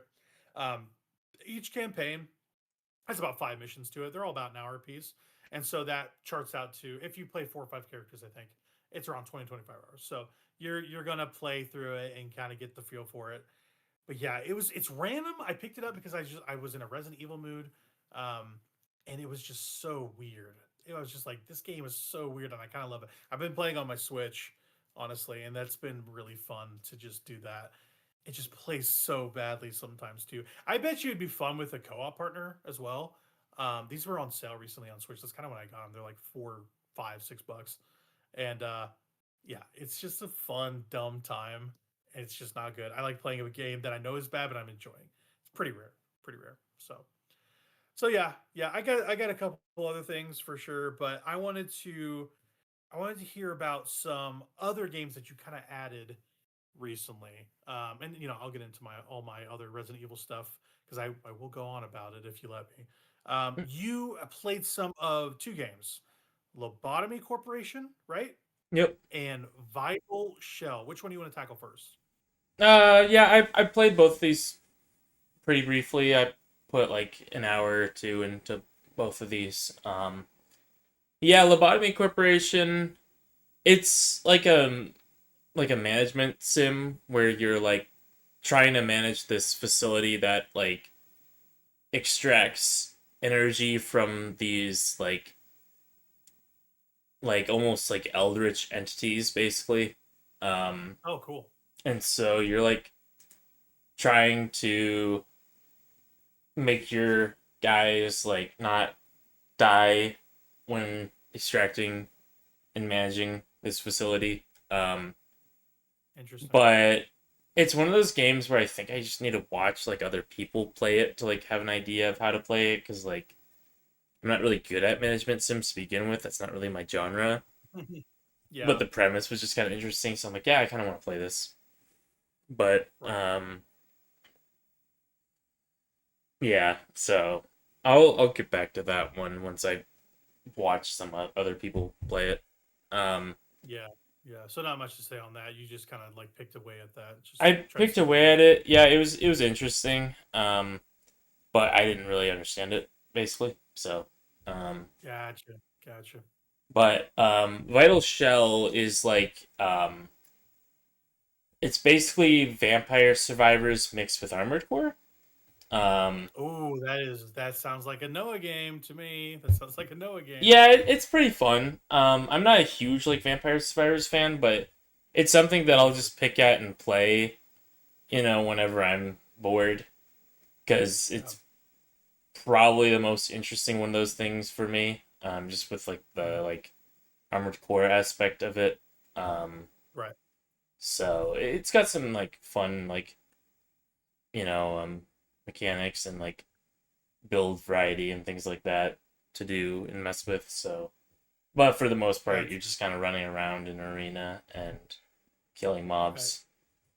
So kind of a turn your brain off Okay. sort of game.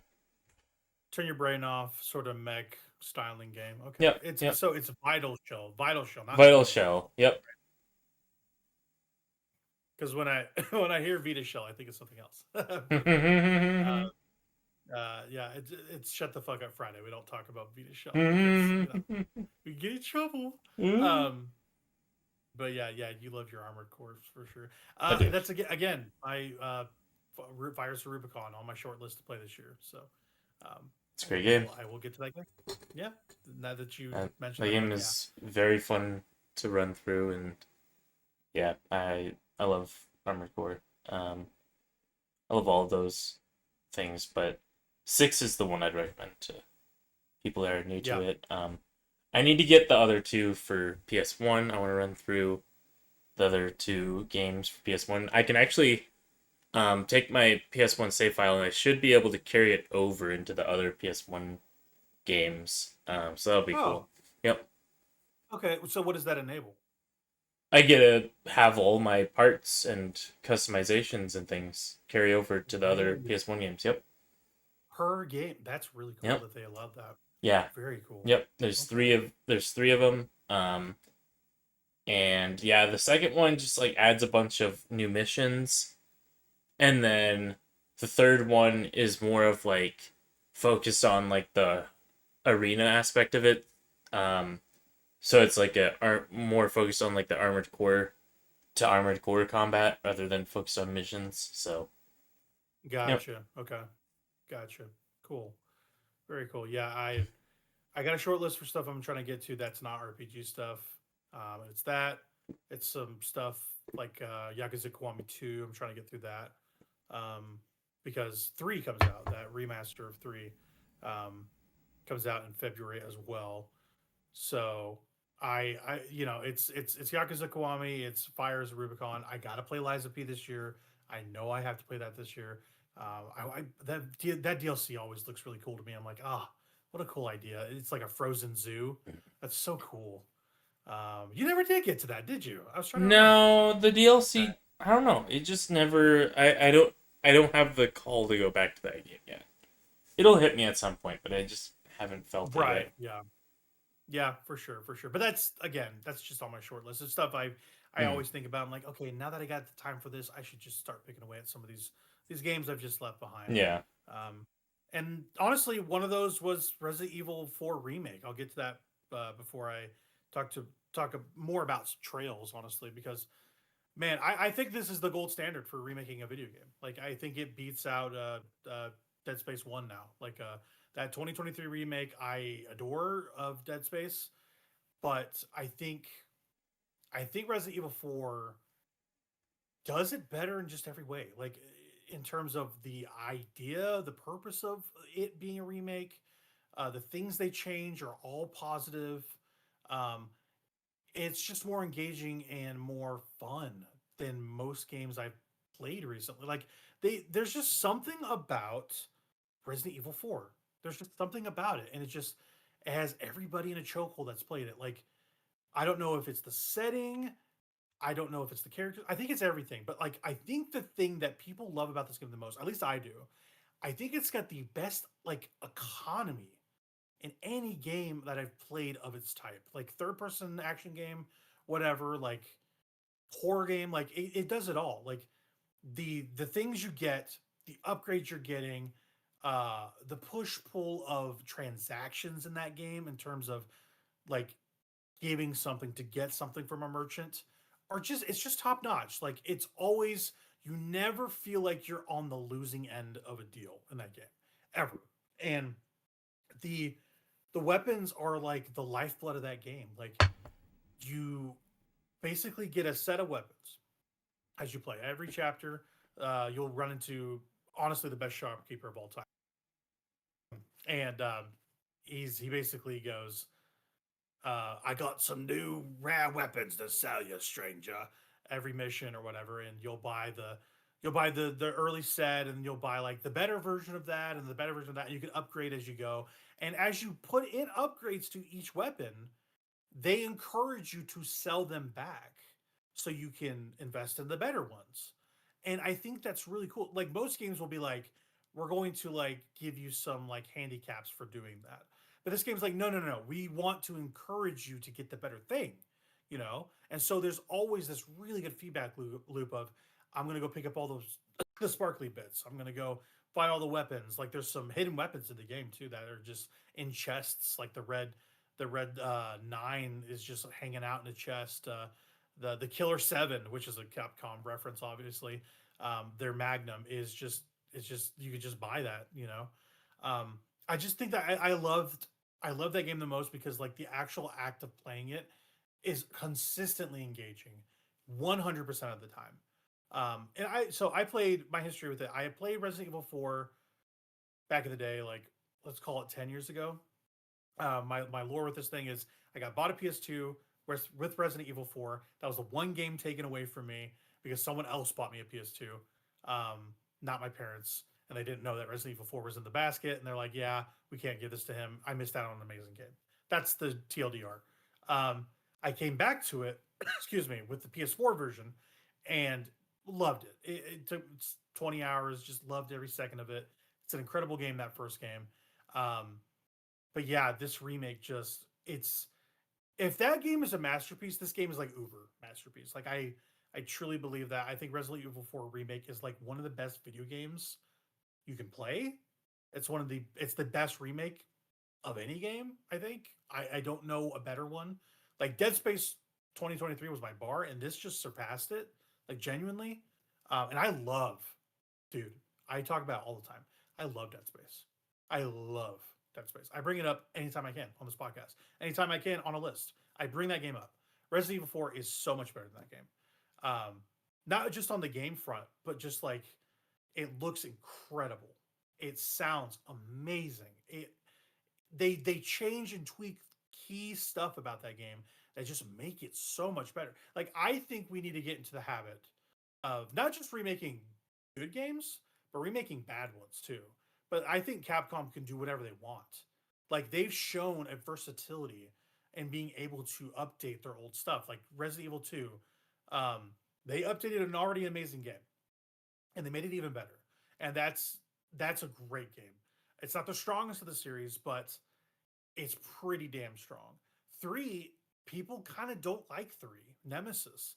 And they remade that game and it's really good. It went from an okay game to like a super great game. Um, And basically, like I said, 4 is a masterpiece. They remade that and made it the best version of it could possibly be. And it's just so good. It's so good. Like, it is one of these games that I talk about every once in a while. Like, you talk about Metaphor, you talk about Witcher 3, you talk about Bloodborne, whatever. Like, these games that are just the top of their generations. Like, this is a cannot miss video game. Like, if you missed this game, I feel bad for you. Like, it is such a trip. It has everything you could possibly want. So the first game, the original version of Resident Evil 4, is very action focused. It almost has no horror in it, which is out of step from the series. And the thing that it pioneered was the over the shoulder third person action game. Like, games weren't doing that. It was like kill switch and that's it. And Gears of War was like right after this. So like games were just starting to get this sort of camera angle down. In Resident Evil 4, while you couldn't move while you shot in that original version, all the Resident Evil games were like that until 6, I think. Um, it was pioneering that sort of stuff, right? And you know, it's just it innovated so much back then. It innovates so much today. It's a masterpiece. I it is the rare game where I just put it down and I want to just play this again. I just want to play this again. I want to start right now. I beat this game twice, so I beat it twice already. I have started a third playthrough on hardcore. Dude, I am so into this game. Like, and I knew I would be. I'm so Resident Evil pilled anyway, but I need excuses not to play it. Like, genuinely, I had to delete it from my console. I'm like, I got to play something else. I played 25 hours of this game. I have to put this down. I will keep playing this, and they incentivize you to do that. They go like, play through this multiple times, play it quick, play it without talking to the merchant, play it without using certain guns. Like, they incentivize you to keep replaying this thing, and so you become a master of it. I'm like, that is such. It is the most video game ass video game in all the crunchy ways that I want, dude. What a video game! What a video game! And in terms of Resident Evil, it's the best Resident Evil. Like, not even close. Everyone knows that for Resident Evil 4. Everyone knows that. But dude, you would be doing yourself a disservice to never check this out. It is amazing. And the remake is just amazing. What a video game. I cannot speak highly enough about it.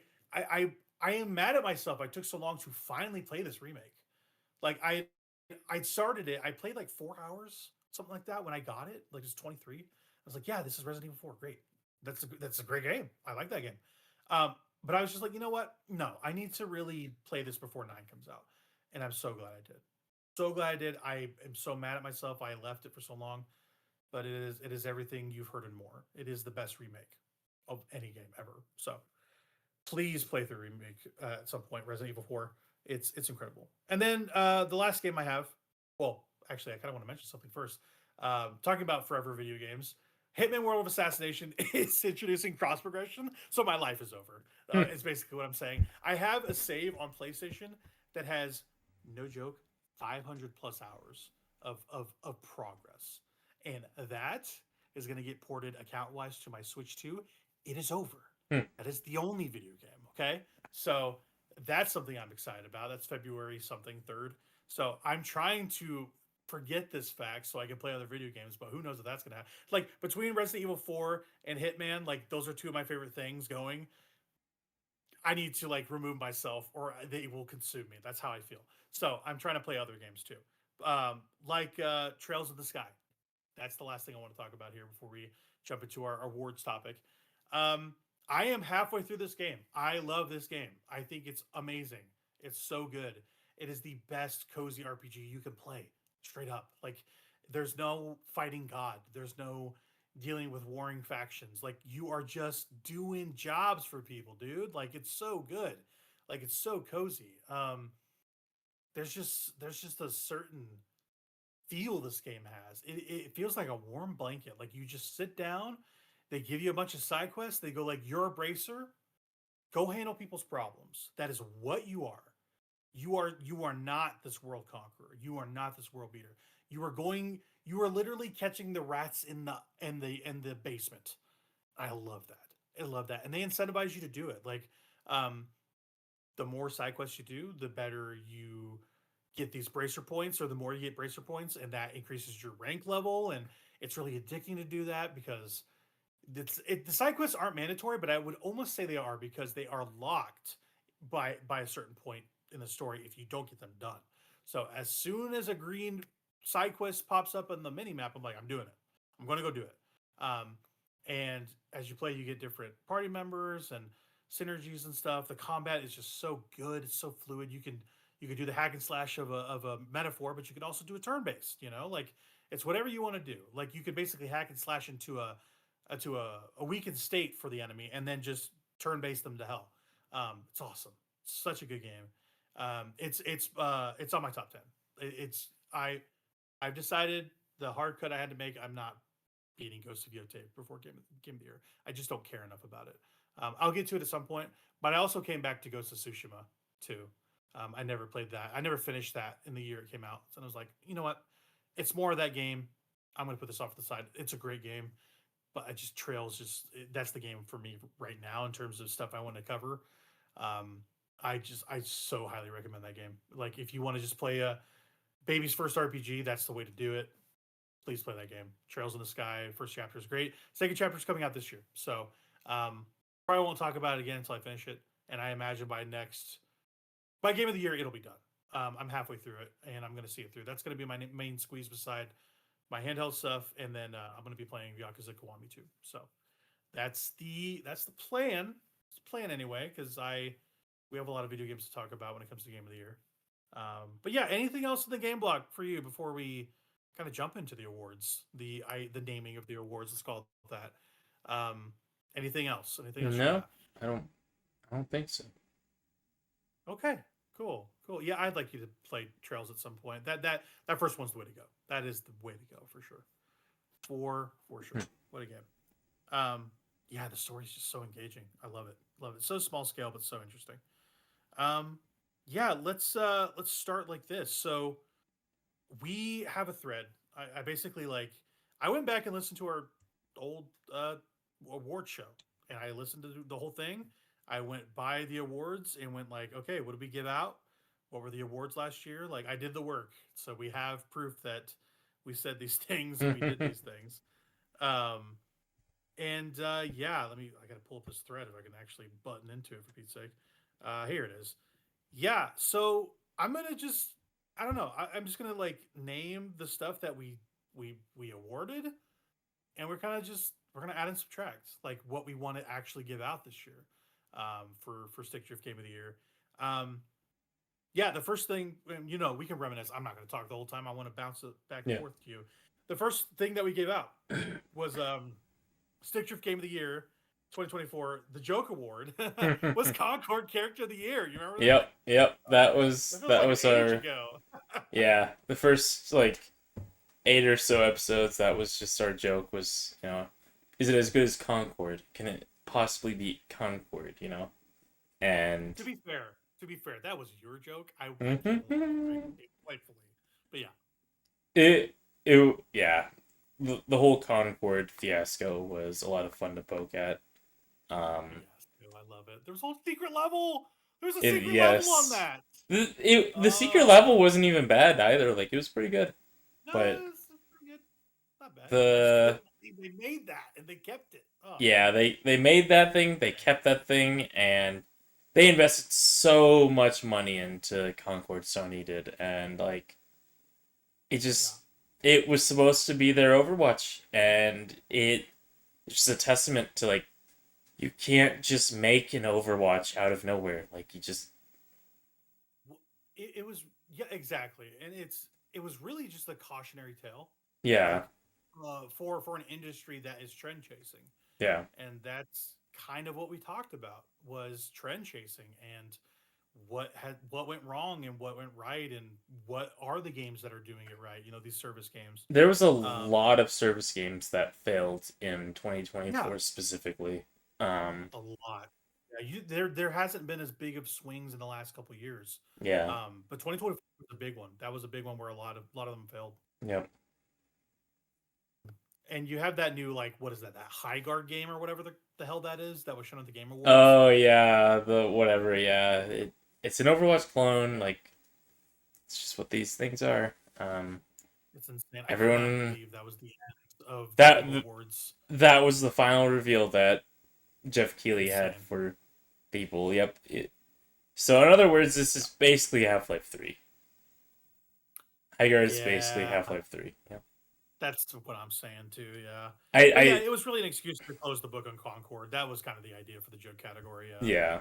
So, um, but yeah, Noah, you like Lennox the most. That was the award you gave out. Oh yeah. If we were talking about a joke category, you love the green guy. Oh He's yeah. green, right? He is green, yeah. Yeah. He was like Yondu by way of Star Lord, and he sucked. Fuck Yep. Lennox. None of those characters were good. None of those characters were unique. Oh yeah. What about Star Child? You don't like Star Child? Come on, Noah. I thought better of you. Star Child is Star Child. literally just Drax. Like, they didn't even change him. Like, they just put Drax in the game. They're like, yeah, okay, that's good enough. He looks like the freaking Pepsi logo, and he sucks. Like that's his thing. Star Child. What a dumbass name, Star Child. Oh my gosh. Just call me freaking Planet Boy and call it good, I guess. Yeah. Right? So yeah, that's a joke category. That's dumb. Again, we'll broach these again whenever like we want to actually add and subtract. But that's what we gave out last year for that. Our most played games last year. That was one of the awards. Yours was The Binding of Isaac. Yeah. Probably the DLC stuff, right? Like that's the Afterbirth stuff. I mean, I had the full game, but okay, like just that whole experience is a very, very long game. I never actually completed it. But I put a lot of hours into that thing. I should have put the actual hours. I think you said over 200 some hours you put into Binding of Isaac. Yeah, I have 263 hours in it right now. Yeah. Yeah. So it was around that, yeah. For sure. Yeah. Yeah, I remember you saying that was a really long game. And then mine was my big diatribe on Assassin's Creed Odyssey and how bad that was. Basically me grousing about the franchise on the whole and how un-Assassin's Creed this game is and how miserable it was. And I played 175 hours of it. That is my cross to bear. I was like, if I'm gonna do this, I'm gonna do this, and I did. Insane. I did everything in that game. I even got all the shitty items no one gets. Like I did everything just to see if there was a shred of any good game in there. Didn't find it. Terrible game. Another one we did was old game of the year. So this idea, it's games that would be a game of the year had you played them the year they came out. Basically, that's the idea. So, for instance, this year, this is a spoiler, but who cares? Persona 3 Reloaded is my old game of the year for this year. Had I beaten it by game of the year last year, it would either contend with Metaphor or be right below it. That's kind of the idea. Like, basically, you want to give props to a game that you didn't get to finish, but you wanted to still count it in some meaningful way. And for you, you had a 3-way tie. It looks like you had Kingsfield 1, which is 2 in Japan, and then Kingsfield 2, which is in Japan. And then Drakengard 3. Those were your 3-way ties. So that's pretty awesome. Drakengard 3, you love that game. I love that game. Yeah, that game's great. That game's terrible, but it's great. He admits it. And then for me, yeah, my old game of the year from last year was Baldur's Gate 3, and that's the time I actually like really talked about it. So, and you also talked about not loving that game, also, right? Yeah. So, yeah, that was old game of the year. I would like to keep that one. We'll kind of get to nitty gritty at some point because we all have stuff we just don't finish, you know. And Persona 3 made it on my top 10 last year. I think it was 10 because I was only 15, 20 hours in that game, which is nothing for a Persona game. It's nothing. Another one we did, and we kind of did this as a topic on one of the podcasts recently, but we can still keep it if we really want to. Best mechanic. This is best mechanic. For you picked the overworld / real-time combat from Metaphor ReFantazio, which was that's 100% the perfect pick. Mine was a little bit more nebulous. Mine was the warp teleport, but specifically like the whole move set of Prince of Persia: The Lost Crown, which was like my second or third favorite game that year. incredible game, best feeling Metroidvania. Period. Dot. Amazing video game. But yeah, like the metaphor Fantasio stuff, like that's one of the game the features were like, yeah, steal this. Everybody steal this, right? So best mechanic, that was that. Um, best character, no, what was the best character last year? We all know it. It was Heisman. It was Heisman, and like I said in the pod, was not close. It wasn't even Not close. even close. We Not were even close. universal on this. Like, he was such a well developed character, such a unique character in design.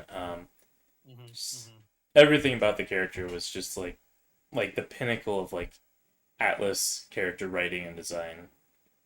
Yeah, design the English voice performance is unbelievable. Yes. Yep. It is so good. And you know, the Atlas dubs are great.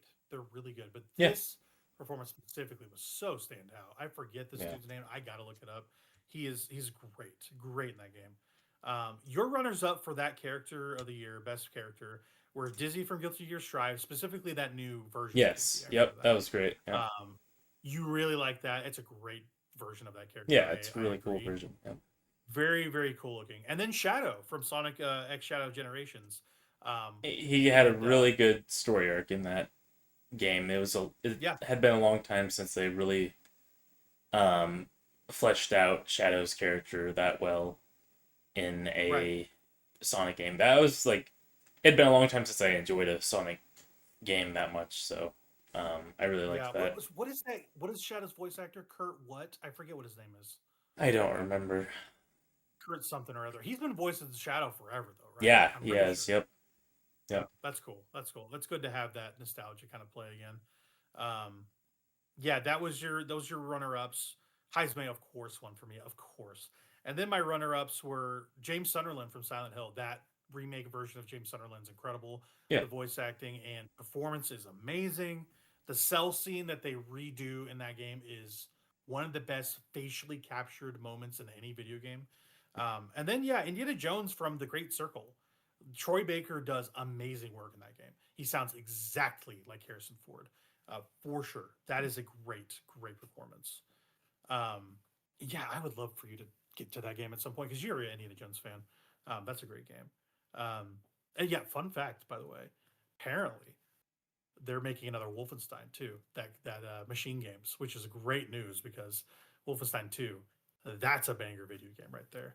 And we need more punching Nazis these days. That's what I think, like genuinely. So the more of that, the better. That's what I think. Yep. Machine Games has a very harsh stance on Nazis, and that is they put boot to temple if they need to. So good for them. Yep. Best story, surprising nobody. It's including the best moment or sequence because it's part of that game. It's Metaphor, of course. Best story. Both of us had Metaphor because it's the week. It was Metaphor, Refantasio. Specifically, you liked mechanically the magic protection. Yes, elements. I did. The real magic protection, because I was abusing that in the Opera House sequence. I was making it to where the enemies had to target my main character while he had the royal magic protection in order to like mitigate that difficulty, any difficulty whatsoever of that like opera mission climb. And you didn't, from what I remember, you never experienced that mechanic. Like, you didn't even understand how that mechanic like worked there with like the story mechanic and the gameplay mechanic like meshing like that. Yeah, it was basically like I understood it thematically, of course. Yeah, that was a thing in that game. But like they actually demonstrate it in a way where like you can pull them to attack you when they don't want to. And it'll manifest, that royal magic will manifest. And that's what you basically were abusing. And that's so cool. It's so cool they did that, right? It's that, and it's basically like it's the dovetail into the end of the royal magic stuff. When Louis basically challenges you and says, hey, we need to cut this shit out. Like, let's go. Like, we have been fighting with one arm behind our back. Cut off the royal magic, and they do. They get it cut off, right? Just that entire Luis encounter is incredible. And then the same for me. Like, it's that opera scene. That is the game Manifest right there. That's like the best part of that game. Like right there, that opera house mission and build up, and then the death of Resurrection Luis, and then that Yep. secret boss at the end. Like Yep. everything is encapsulated within that, and then the final, and it's incredible. That's what I remember the most about that game. Those segments right there. Yep. Um, just the whole you leave Etria, you get the spear, and you go try to kill Luis, and it backfires on you. Mm-hmm. I love that stuff so much. Well, you're successful, but then you're just not. He's way ahead of you. So, Yeah. incredible game, incredible game. Oh my gosh, it deserves every award we threw at it. I'm saying, Oh yeah. think about it. I'm like, oh yeah, for sure. We were right about this. Yep. It's Yep. good to feel that way. We had a best DLC category. That's what we had. You nominated Shadow Generations. That one, obviously. I didn't play a lot of DLC last year, but I did play the Lake House from Alan Wake 2. That's a great DLC.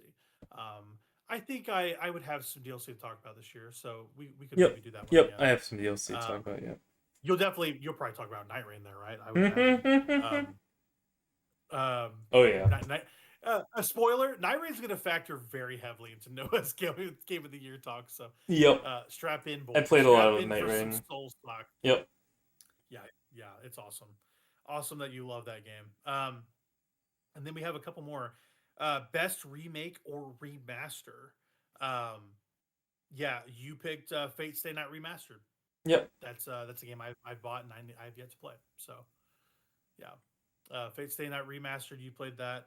And then for me, it was Silent Hill 2. Had to be. I adored that game. Also in my top 10 from last year. It feels like it came out longer than that. I don't know why. But yeah, amazing. One of these, it's the pinnacle of its genre sort of thing. And then we had like a regrets category, like games that we wanted to finish but didn't. For you, it was Persona 3 Reload, Rainbow Cotton Remaster, Web Fishing. I don't think you had gotten to the Hatsune Miku Crypt of the Necrodancer DLC. You wanted to get to that. Mm-hmm. And then Toho Damaku Kaira, Fantasia Lost. Mm-hmm. You wanted Rhythm to get game. to that as well. Yep. That was the stuff you didn't get to. For me, it was Persona 3 Reload I never finished. Right? It was the same for us, but I ended up finishing it a month later, pretty much. Crow Country, which I still haven't gotten to. I got to get to that. Nine Souls. Actually, Mike Minotti was playing that. That game looks really good. It's like Sekiro by way of Metroidvania. It looks really sick. Yeah. And Animal Well, Another Crab's Treasure, Space Marine 2, which I beat this past year. That's a great game. And then Dungeons of Hinterberg, which I mentioned to you last year, and you were kind of interested in it. So I need to go back to that. So yeah, that was our regrets. And then we had the big shindig. We had our top games of the year. For you, it was basically your list. It was Metaphor. That was the winner. For me, it was Metaphor. That was the winner, obviously. The runners-up was Sonic Shadow Generations, Kingsfield 1 and 2, Dragon Guard 3. Those were the runners-up to the winner.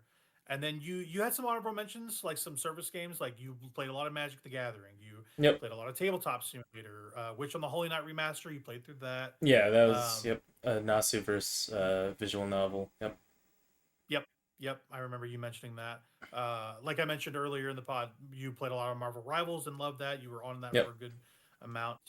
We both played a lot of TCG Pocket for Pokemon too. That was a big chunk of our year, I would say.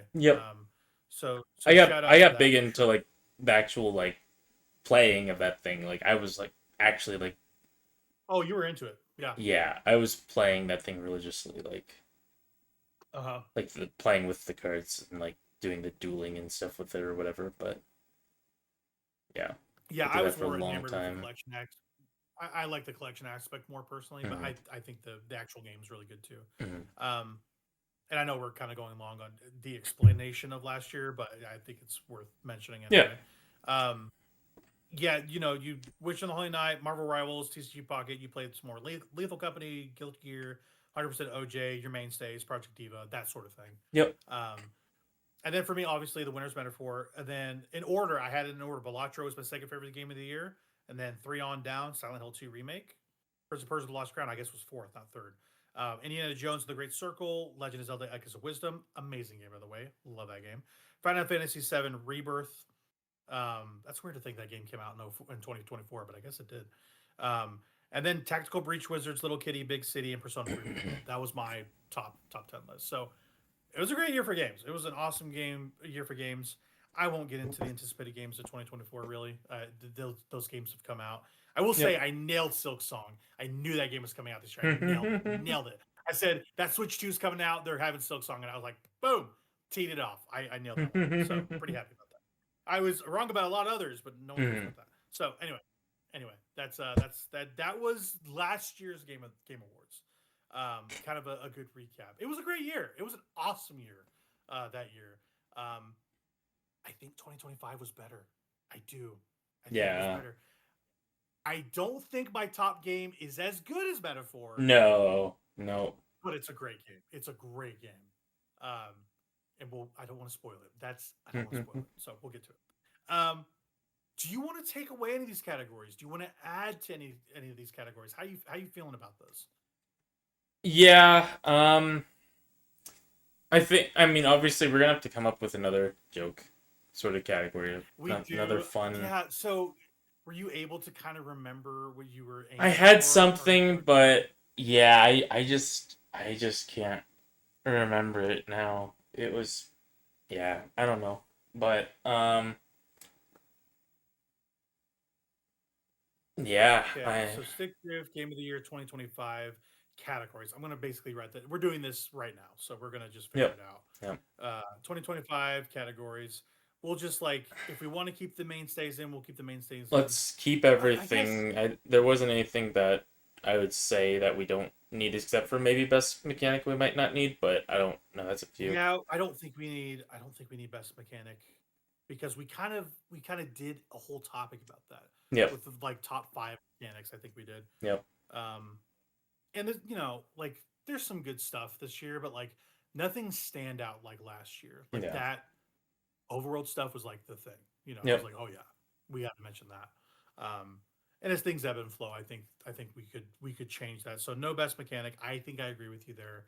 I think we need to.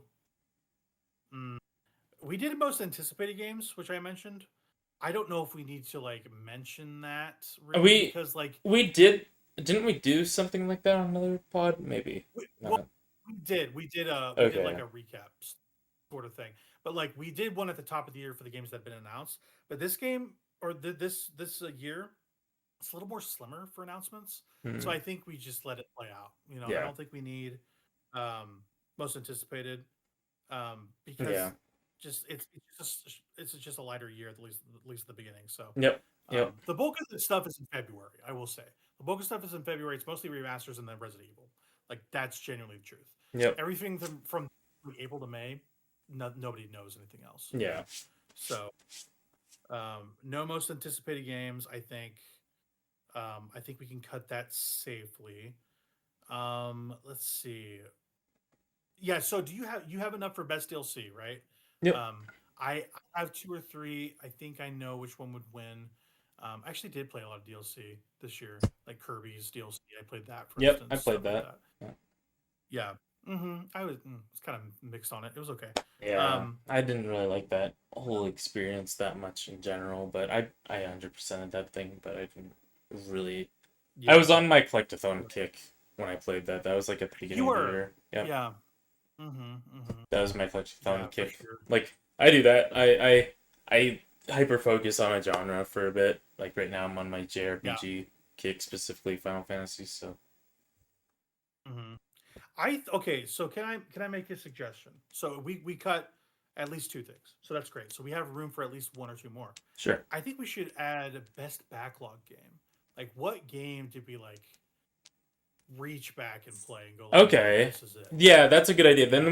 Then we can kind of separate out like old game of the year, because that's like Yes. old game of the year Yes. can be like a 2024 game that we Yes. played. Yeah. Whereas yeah, I like that. Yep. Yeah. So basically, it'd be in the last couple years or something. Yeah. For old games. Old game of the We'll year, call it yep. that. Like, it's pretty Yeah. recent. We didn't Like finish it, but it's yeah. still top of mind. Yeah. Yep. 100%. 100%. Yep. Okay, yeah.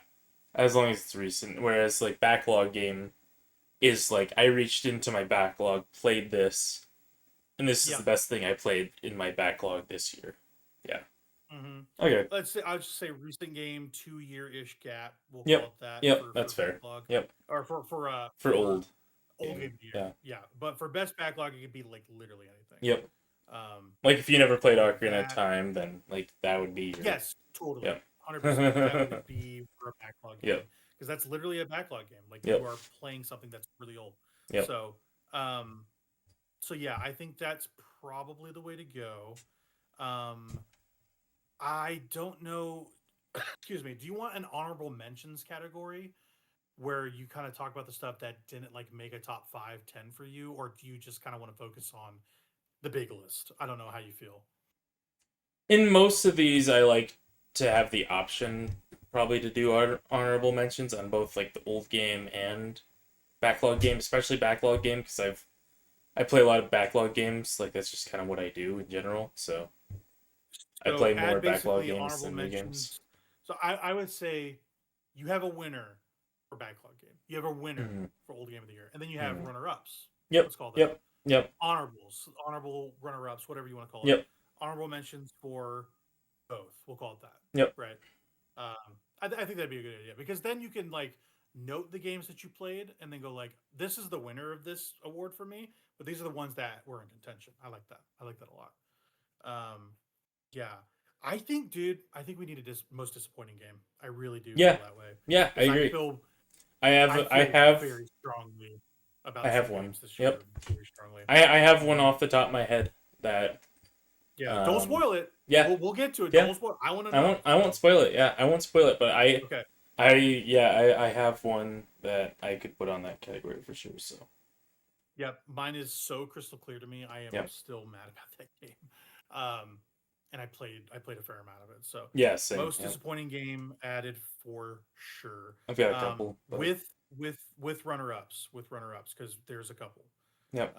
With runners-up. So we'll do that. I have a couple.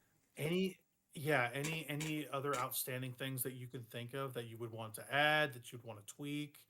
Let's kind of go through that. So maybe we need to do the joke category. So let's talk about that next. Okay. I mean, yeah, I've been mulling it over, and I don't have anything off the top of my head. Why don't we just come back to that? Offline, like come back to that. Okay. I'm making a note to myself. Yeah. Come back to this. Because maybe I can figure out what I had before, and if not, then we can just come up with something. I think it'll be better if we just do it, if we present it on the pod, like, then it's more of like a, oh, this is weird, surprising, whatever, so. Right. Yeah. Another thing I wanted to bring up to you, would you want to talk about best remasters or re-releases maybe? Is that something we could do? We did that last time, like best remake or remaster. Oh, did we do that? Okay. Yeah, I couldn't remember. We did that. Yep. I wrote that down. Okay, never mind. Yep, we did that, so we can do that. Yep. Okay, yeah. Sorry, best remake or remaster. I wrote it differently. Yes. Instead of like best re-release, yeah. So best. It's the same thing, really. Yeah. It is. Yeah, I just wrote it differently. Yeah, I was thinking the same thing, but I was like, did I actually word this the same way? Yeah. So never mind. We definitely did that. Let's see. Going through this. So we're gonna keep best DLC. We're gonna add best backlog game. We had old game of the year last year. Honorable mentions for every category that have multiple games, runners up, sort of thing. Joke Award, we'll come back to that. Yeah, we could probably do like a category of like best like comfort game of the year, I guess. Like that could be a good category. Yeah, like, best. Yeah, there's a good name for that. Yeah. Like comfort game's good, but like I feel like there's another term. Okay. So I'm gonna put comfort in quotes. Yeah. It might be a better way to name that. Sure. Yeah. Yeah. But best comfort game / like main squeeze. And it can be like games. It can be multiple. You can have runner ups, whatever. But yeah. Yep. Yeah. Best comfort game, main squeeze game you keep returning to, that sort of idea. Yep. Yep. The stuff that you play in between things, really. Yep. And then maybe like a category for like gaming white whales and accomplishments. Okay, gaming white whales and Just accomplishments. I guess like what do you mean? What do you mean by just that? just Like like show off like like icon? things that you did that you were like, yeah, this is something I always wanted to do in gaming, and I finally Okay. accomplished this thing. Just to talk Okay. So about, you like know. stuff that you accomplished in that year that you wanted to Yep. bring up. Yep. Okay. That could be Okay. fun. Gotcha. Yeah. Yeah. So basically, when you bring this up, do you have a couple things in mind that you're happy that you did? Yeah. Okay. Yep. Cool. Cool. Cool. So gaming things that you've done, you want to talk about. Yep. Okay. Because yeah, I have a couple of like white whales that I can think of that I accomplished this year. I'm like, I'm really happy that I got around to those things. There's Okay. things I got around to basically. So Perfect. Perfect. Okay. So gaming white whales. So we've added a lot to the awards basically. So we want to know. I guess we want to. We took out best mechanic. Do we want to keep best story or sequence? Do you have something you're strong that's strong enough for you to keep that? Because I think I do, but if you don't, we can cut it. I mean, I can certainly come up with some. If that's a category that you have Yeah. down pat, I can definitely come up with something. So it's not gonna be Okay. hard. I think I do. I I have think I do. no, I have something, and it's also related to like game of the year stuff. So yeah, I've got something. Okay. Yep. So we want to keep that. Okay. Let's keep that. Keep best story slash sequence. Story slash sequence. We will do that then. Um, let's see. There's another thing I want to bring up. Oh, do we want to keep the regrets games that we wanted to finish but didn't, or do we want to just? Because honestly, I'm gonna be honest with you. I played pretty much everything I wanted to play. Like I don't really have that many regrets. Like this is the year I really felt like I got everything done that I really wanted to do, aside from Ghost Yote, which is not I'm really a okay bad with game. ditching that category. Yeah, I don't have to have that I category. think you could probably cut it because It I would be think hard for me to I come up with stuff. I think so.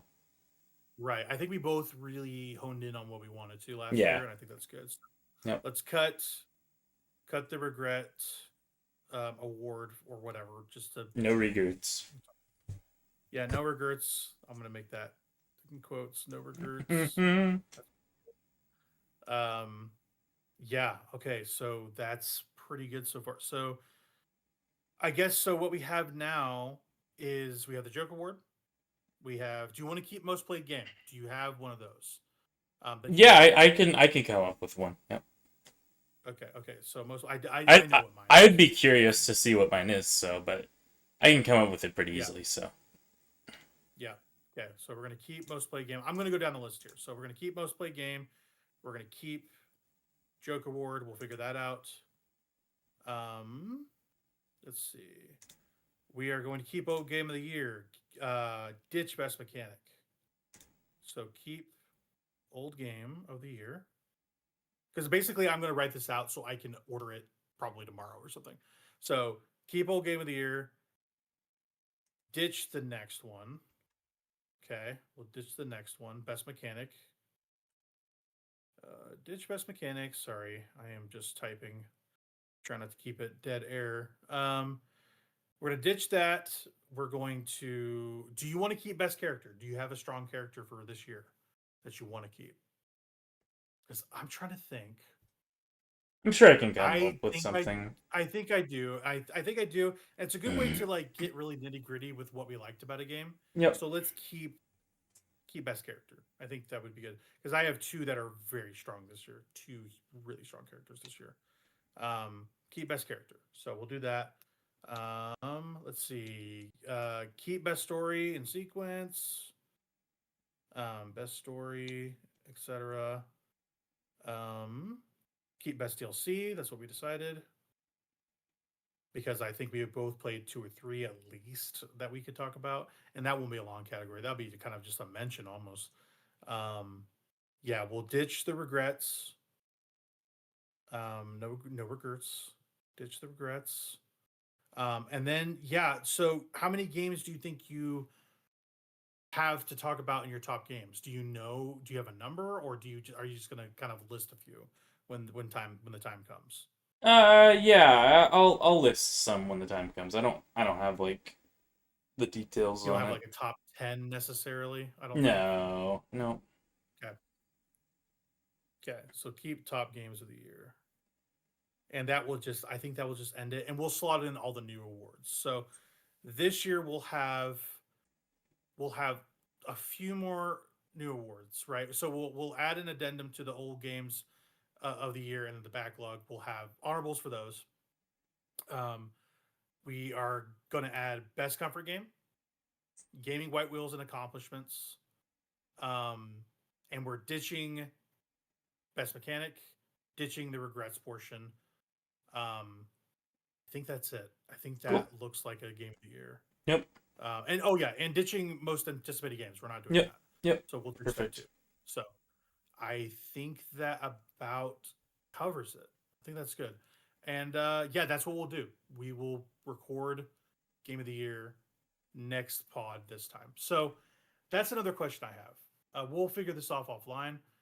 This is probably going to be a long episode, so we might Yep. want to talk about scheduling. So we'll come to an agreement on that, and Yep. we'll figure that out for sure. But that's a real time look at what awards we want to do. I just added that to the doc, the thread there. I will make sense of it tomorrow for sure, so we can parse that. But that's the idea. I like that. I like that because some years we just don't have the same award to give out because it's just not. No. Sometimes we just don't want to do that. And Yep.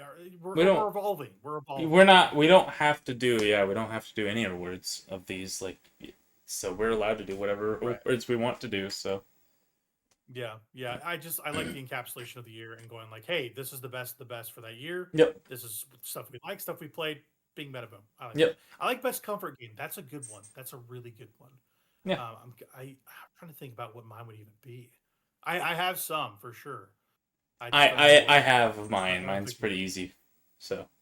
I know what yours is probably. So we'll get to that. But I'll have a few yeah. just just to spice things up. So I'll have some runner ups maybe. Just to spice things up. Yeah, 100%. 100%. So that was pretty good. That was fun. It was nice to just like talk through that. That was cool. I like that a lot. So that's kind of the awards to look forward to. Again, go see Yote ain't getting played. I'm sorry.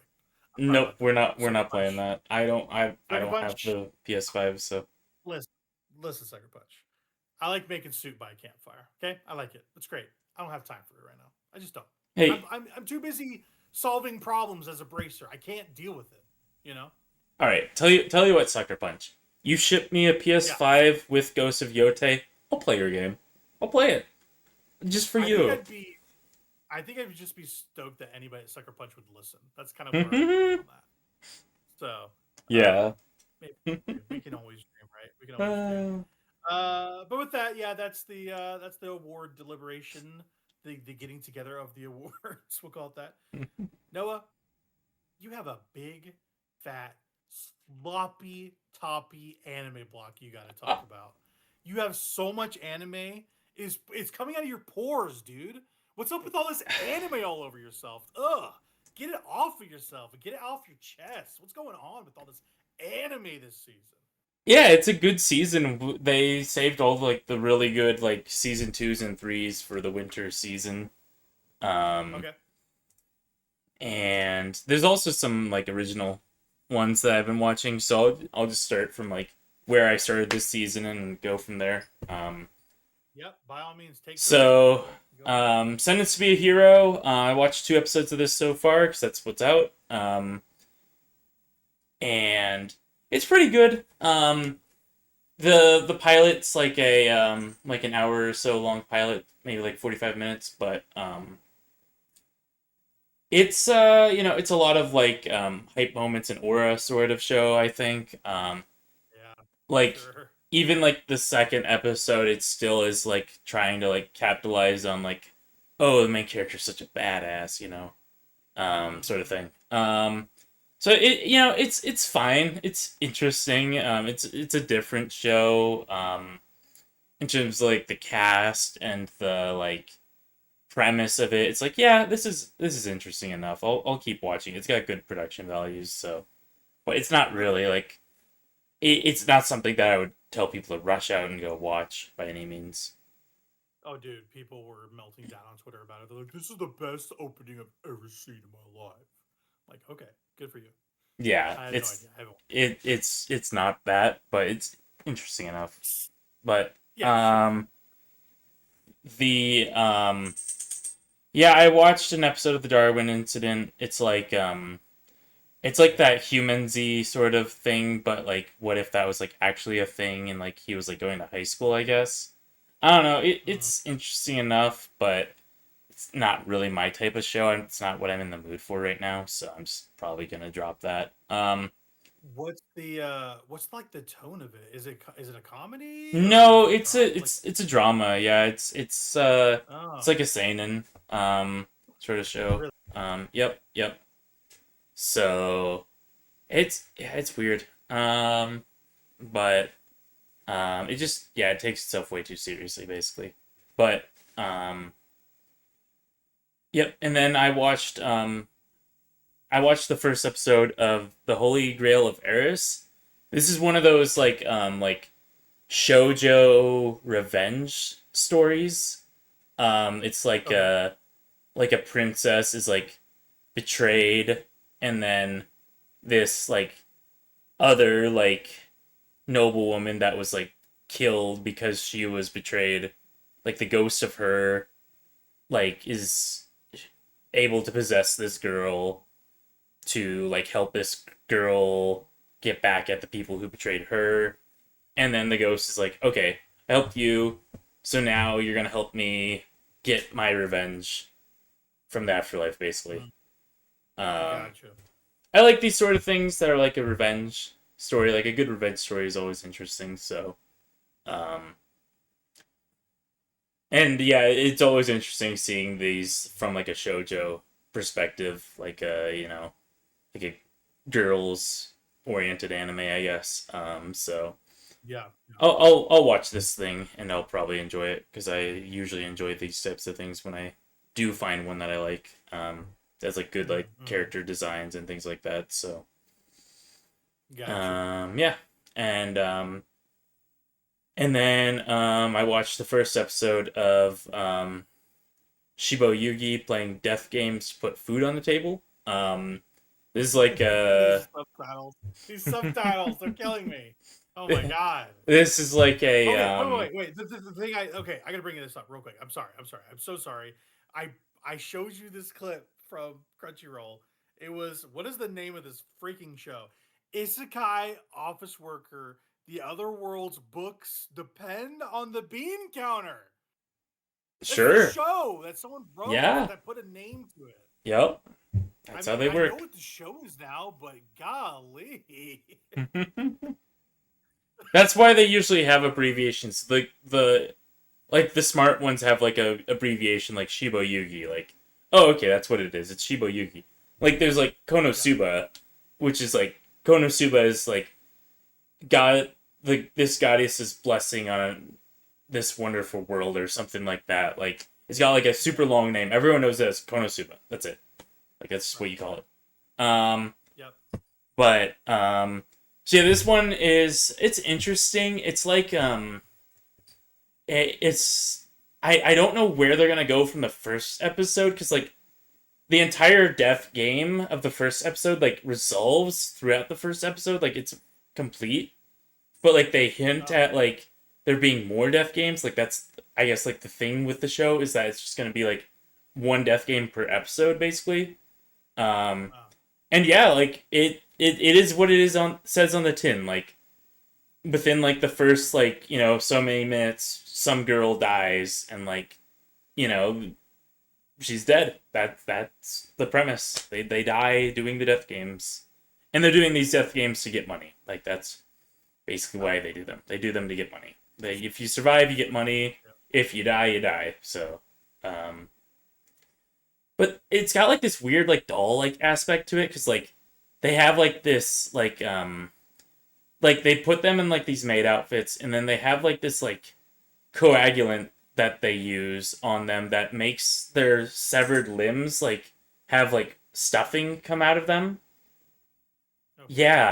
Yeah, it's weird. Like it's really weird. Hmm. It's really Interesting. interesting. Yeah, and like yeah, at one point, like they all just have like they have to like cut off like limbs to like get up like this elevator, and so they have like the stuffing coming out from the coagulant or whatever. And and then like at the very end of this death game, the main girl is like, "Oh, only three people can go through," and she's like telling this girl like, "Yeah, you're gonna get back," and then she's like carrying this girl who doesn't have like legs, and then she's like, "Oh, okay, I'm just gonna drop this girl. Let's go on through." Oh my god. Yeah, it's a weird show. Yeah, but it's interesting enough. I'll probably keep watching it if I have Okay. nothing else to Yeah. watch. Yeah. Right. And then Fate Strange Fake. I mean, I love Fate series, and this is a really weird one. It's like probably the weirdest one. Um, it takes place in like Nevada, like a small town outside of Las Vegas called Snowfield. Hmm. Um, Oh wow. and yeah, it's got like a lot of like just oddities, I guess. Um, is the way to put it. So Gotcha. it'll be an interesting take on like the Holy Grail War and stuff. So I'm liking the first couple episodes that I've watched, but Cool. Cool. and then My Hero Vigilante season 2 banger spin-off series. I love that spin-off series a lot. Um, I and gotta. it's starting I, off. I watched. I watched season 1 recently and loved it. So. Mhm. It's starting off really strong. Yep, it's real good. Hell's Paradise season Gotcha. 2 starting off really strong, picking it right up where season 1 left off. It's Yep. fantastic. The animation's there. The characters are there. The weirdness of it's all there. So it's great. It's Yeah. got that weird power system still, and yeah, That's cool. yep, So cool. good Yeah. stuff. I promoting our stuff that we did tape stuck on the first season. Check it out. Yep, Cool show. Cool yep, show. great show. Uh, it's yet to see if we're gonna cover the second one. I would like to at some point maybe. But it's good. It's good that first Yep, season. So yeah. yep. And then Freerin, season 2. I mean, it's Freerin. Like, I'm not the like biggest Freerin fan, but Freerin is like, there's not a single soul who can dislike Freerin. Like straight up, like anyone who Yeah, watches Freeman's great. Freerin, Yeah. you're not gonna dislike Freerin. Like, it might not be your favorite thing ever. It doesn't have to be your favorite thing ever. It's not my favorite thing ever, but I like Freerin because it's just a quality like series. Like, it's right like it's just something that I don't think anyone could not like, basically. Like Yeah. it's I need to it's go back it's to really that first safe in season. that regard. And maybe that's why I'm not like the biggest fan of it, because it plays things so safe with like every Yeah. aspect of it, like the pacing, the character design, the world building. It's just so safe that Yeah. that's the aspect of it that I'm like, yeah, this thing's good, and like this thing looks great. It's like fantastic, but um, it's just not like it's not mind blowing, I guess. It's the way to put it. I get you. I get you. But I I need to go like back to it, that first so season. That I really need to go back to that yep. and It's and essential do that anime because for sure. I watched the first 3 or 4 episodes. And I'm like, this is awesome, and I just never Yes. got back to it. Essential anime, yep. And maybe that, maybe I'm just feeling that because, like, I don't think this season's starting off very strong. So hopefully Okay. it kind of picks up. But,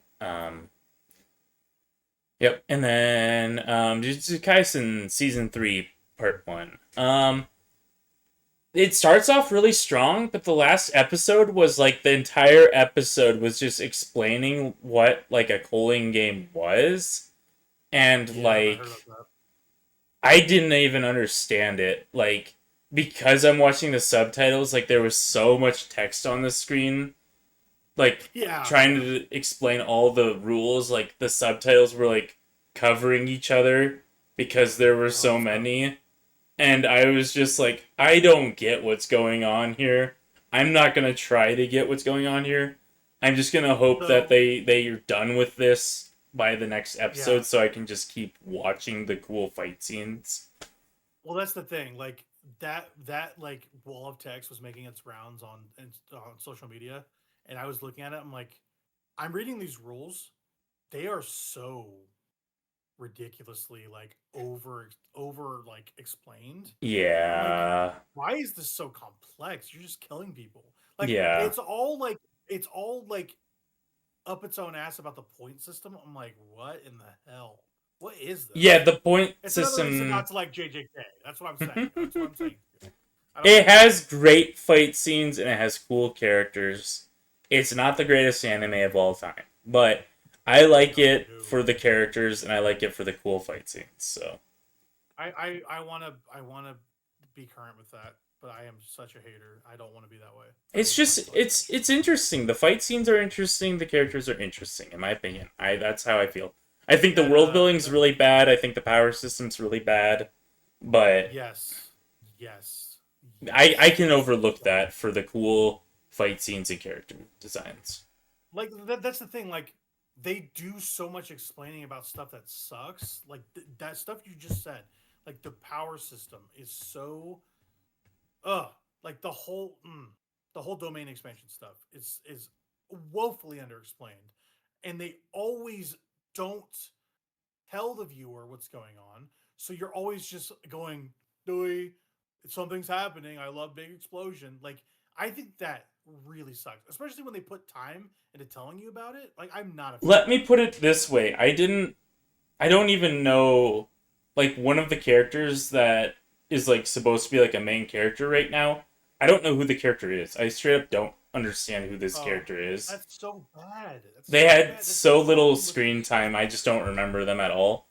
And then that's a what another character is like all like punished looking. They look like, like punished snake or whatever, And mhm. like I don't remember how they got to that point. So maybe I just Yeah, didn't pay that's what enough attention in happens. the last season, but like at the same time, like Yeah, they just go on and on with like exposition, and it's just like they don't they don't actually explain things a lot of times when they're doing their exposition. They you're think they are, but you're talking about Yuta, aren't you? As for the main character. no, no. I watched the movie. I'm talking about this lady. Um, Okay, it's like this never mind. blonde lady. I don't know her. I straight up don't know her. Oh yes, that lady. Yeah, I don't know who the hell that is. I Yeah, have I no don't idea. know. I just straight up don't know. That's just She where no I'm no no. at. She appears in season two multiple times and she does nothing. She does Nothing. nothing. Yeah, I like I Yeah. think she was like a classmate of Uh-huh. the Mhm. Gojo guy, Yes. but Yep. she does nothing. So I Nothing. don't remember her. Yep. She just walks around in skinny jeans and says stupid shit. Like for Yep. real.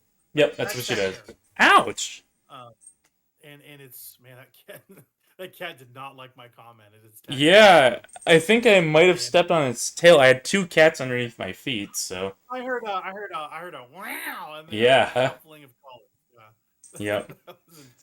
But they were Anyways, both under I my don't feet, so I Uh, don't want to be too much more haterade about JJK. I want to get to the point where I'm like seeing this cool stuff because I know I people like love seeing this stuff. JJK.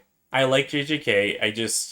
It's just got a lot of weird like pacing things, and it's got a lot of weird like exposition story things that just don't really pan out. But then it's got some really good story beats to it. So like Yeah, the stuff with right. like Mechamaru and stuff like that's really interesting. So Oh yeah, Mekamaru's the man. I liked him in season one a oh lot. yeah, He's so yep. cool. Him and Toto are He's a like cool my character. two favorites. Yeah. Yeah, Toto is awesome. He's got like one Hmm. of the worst powers, and he makes it like the best. Yeah, Yep. Yep. It's great. clap your hands, clap your hands. Yeah, yeah. Season one I like a lot, but like season Sure. two, not a fan right now. That's fair. And I I didn't liked like it, but I didn't like the movie that much. The movie that the much. movie was Just okay. Yeah, it wasn't really favorite. well, it's focused on a character that's not even in the show, and then they try to introduce him in the show, and I'm like, I don't like The this. yeah, and that character like I don't remember like anything in that movie. I think I watched it twice. He basically has this curse type Yeah, like where I he know his could be a bad power, character. Yeah, but yeah. that's all I remember of the movie is his power. And like I vaguely remember why he has that power, so He has that power because he like this like ghost glommed onto him and became obsessed with him. well, it was That's like kind of the it idea. was like his childhood friend or something like that. And then like he like made a promise to her that he Right. couldn't keep or something. I don't remember.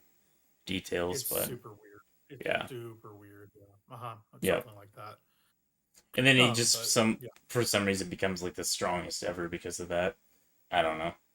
But exactly. Like stuff like that, they just don't explain. They're like, here he is. He's batted the bone, and you're like, whatever, dude. Okay, whatever. fine. Show me the fight Anyway, scenes. Just show me the fight scenes. I'm done hating on it, but yeah, Nah. that's the idea. But all that to get to, I think this is gonna be my like anime of the season. Oshinoko season 3. People like to hate on Oshinoko. That's the hip thing is to hate on it because they're like the two main like characters. The girl, like, I don't know if like she ends up with the brother or something like that at some point because they're not siblings. They're like reincarnated people into siblings, and so the little girl had like a crush on her doctor that gets reincarnated into her being her sibling. I don't know how it ends, but what I do know is that like the whole like story from season 1 to season 3 has been fantastic, and I've enjoyed like every single episode of this show. And if you're not watching it, like, I just don't like the production values on this thing are insane. Like, there has to be some reason why they've poured so much effort and time into this thing.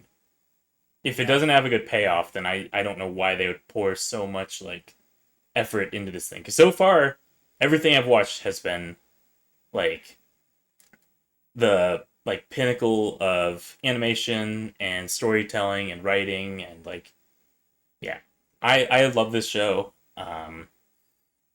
Twitter hates it, but I like it. So Right, that's funny. It's always interesting to see what Twitter hates and going like, no, this is good actually. yeah, Yeah, playing about some. I Like, yeah, I haven't read the manga. I don't know how it ends. I don't want to know how it ends until I like watch it. So yeah, perfect. That's a good season of anime right there.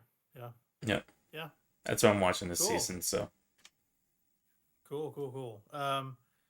Couple things for me before we wrap this sucker up. I'm keeping up with the Traders. It's literally the best reality show ever. I don't really care about reality shows, but I love charismatic people complaining about a fake situation, and that's what the Traders is. Like it's basically just mafia. It's mafia, but with a bunch of celebs, like reality stars, and it's so good. It's so good. If you're gonna watch any reality show, like watch that. It's incredible. They like go to this Scottish castle and they talk shit about each other and go like, I think they're a traitor, and they vote them out at the round table, and someone inevitably dies during the night, and they go like, oh, who did it? It's mafia. It's great. It's really good. I really like the Traders. I sent you a clip, if you would. Um, Click on it. It's like a minute. You don't like sports that much, okay? But you have to see this, okay? So some context. It's not going to be something you hear or see or anything like that. But there was some playoff football. I've been watching NFL football. It's the only sport I really like. It's the Rams versus the Bears. The situation is this, okay? You can play the clip. The situation is this. Factor It is meals fourth deliver down, pro-level which nutrition. basically means you're out of chances if you don't know football. With chef-crafted... It's the end of the game. They are down by literally a score. When you score a touchdown, it's 6 points. Kick an extra point, it's 7 points. They have one shot to do this. Caleb Williams is the Chicago Bears starting quarterback. He throws maybe the most improbable touchdown of all time, like in the playoffs. Like it is so good. You can watch. oh my gosh. People. Yeah, dude, it's so improbable. Wait. You go like, how did you do this? How far Like back is he's the 40-yard line? Yeah, dude. Oh yeah, my dude. gosh. It is one of the best throws I've ever seen in anything. Oh my it might gosh. be the best throw in playoff history. Yeah, he threw that almost across the entire field. I know, and it's not the first time he's done stuff like this. Incredible. That's insane. Yeah. Dude, I know. Like you don't even have to like football to understand how crazy that is. No. It's so improbable too because, first of all, excuse me, you have to have it. It's fourth and day. Okay, so there's no chance you're getting a first down. Really. Yep. That's the end. It's the end of the game. You got to go for it. Yep. it basically makes you play for overtime, which means more football, free football, and he's been at this point. I watched the whole game. He had not been playing well at this point, so it's like, okay, where are we going to go from here? Um, and he just throws like this freaking piss missile from the 40, and it's insane. And Yeah. there's a guy just open, the defense loses him. It's like a snow game too, so like the vibes are amazing. Incredible play, one of the best plays of all time. Chicago Bears in Rams game. Unfortunately, Bears lost that game because Caleb Williams is a great player, but he also hurt them too. He threw a pick. He threw an interception at the end of the game in overtime. That was basically all she wrote. So it was an amazing year for the Bears. They're great. They're not my favorite team or anything, but I really liked watching them. It was entertaining. So I've been watching some NFL football. I wanted to show you that clip. It was insane watching that live. I could not believe what I was watching. It's just like the best theater you can get in sports, NFL football. I've been watching that. I'm in Sabaudi Archipelago and One Piece, which is basically like setting the stage for Summit War, which is like their Infinity War in One Piece, and it's so good. I don't want to get too in the One Piece weeds, but they basically introduced a bunch of pirates all at once that are like main pirates throughout the rest of the story. Like they showed Captain Kidd, Eustace Kidd. They showed Trafalgar Law. They showed Drake. Like they showed a lot of dudes. I'm like, oh my god, we're getting into it. We are like basically like some of One Piece feels like side mission stuff, but really it's main story stuff. And then when the main story stuff crops back up, you're like, oh my god, I'm paying attention.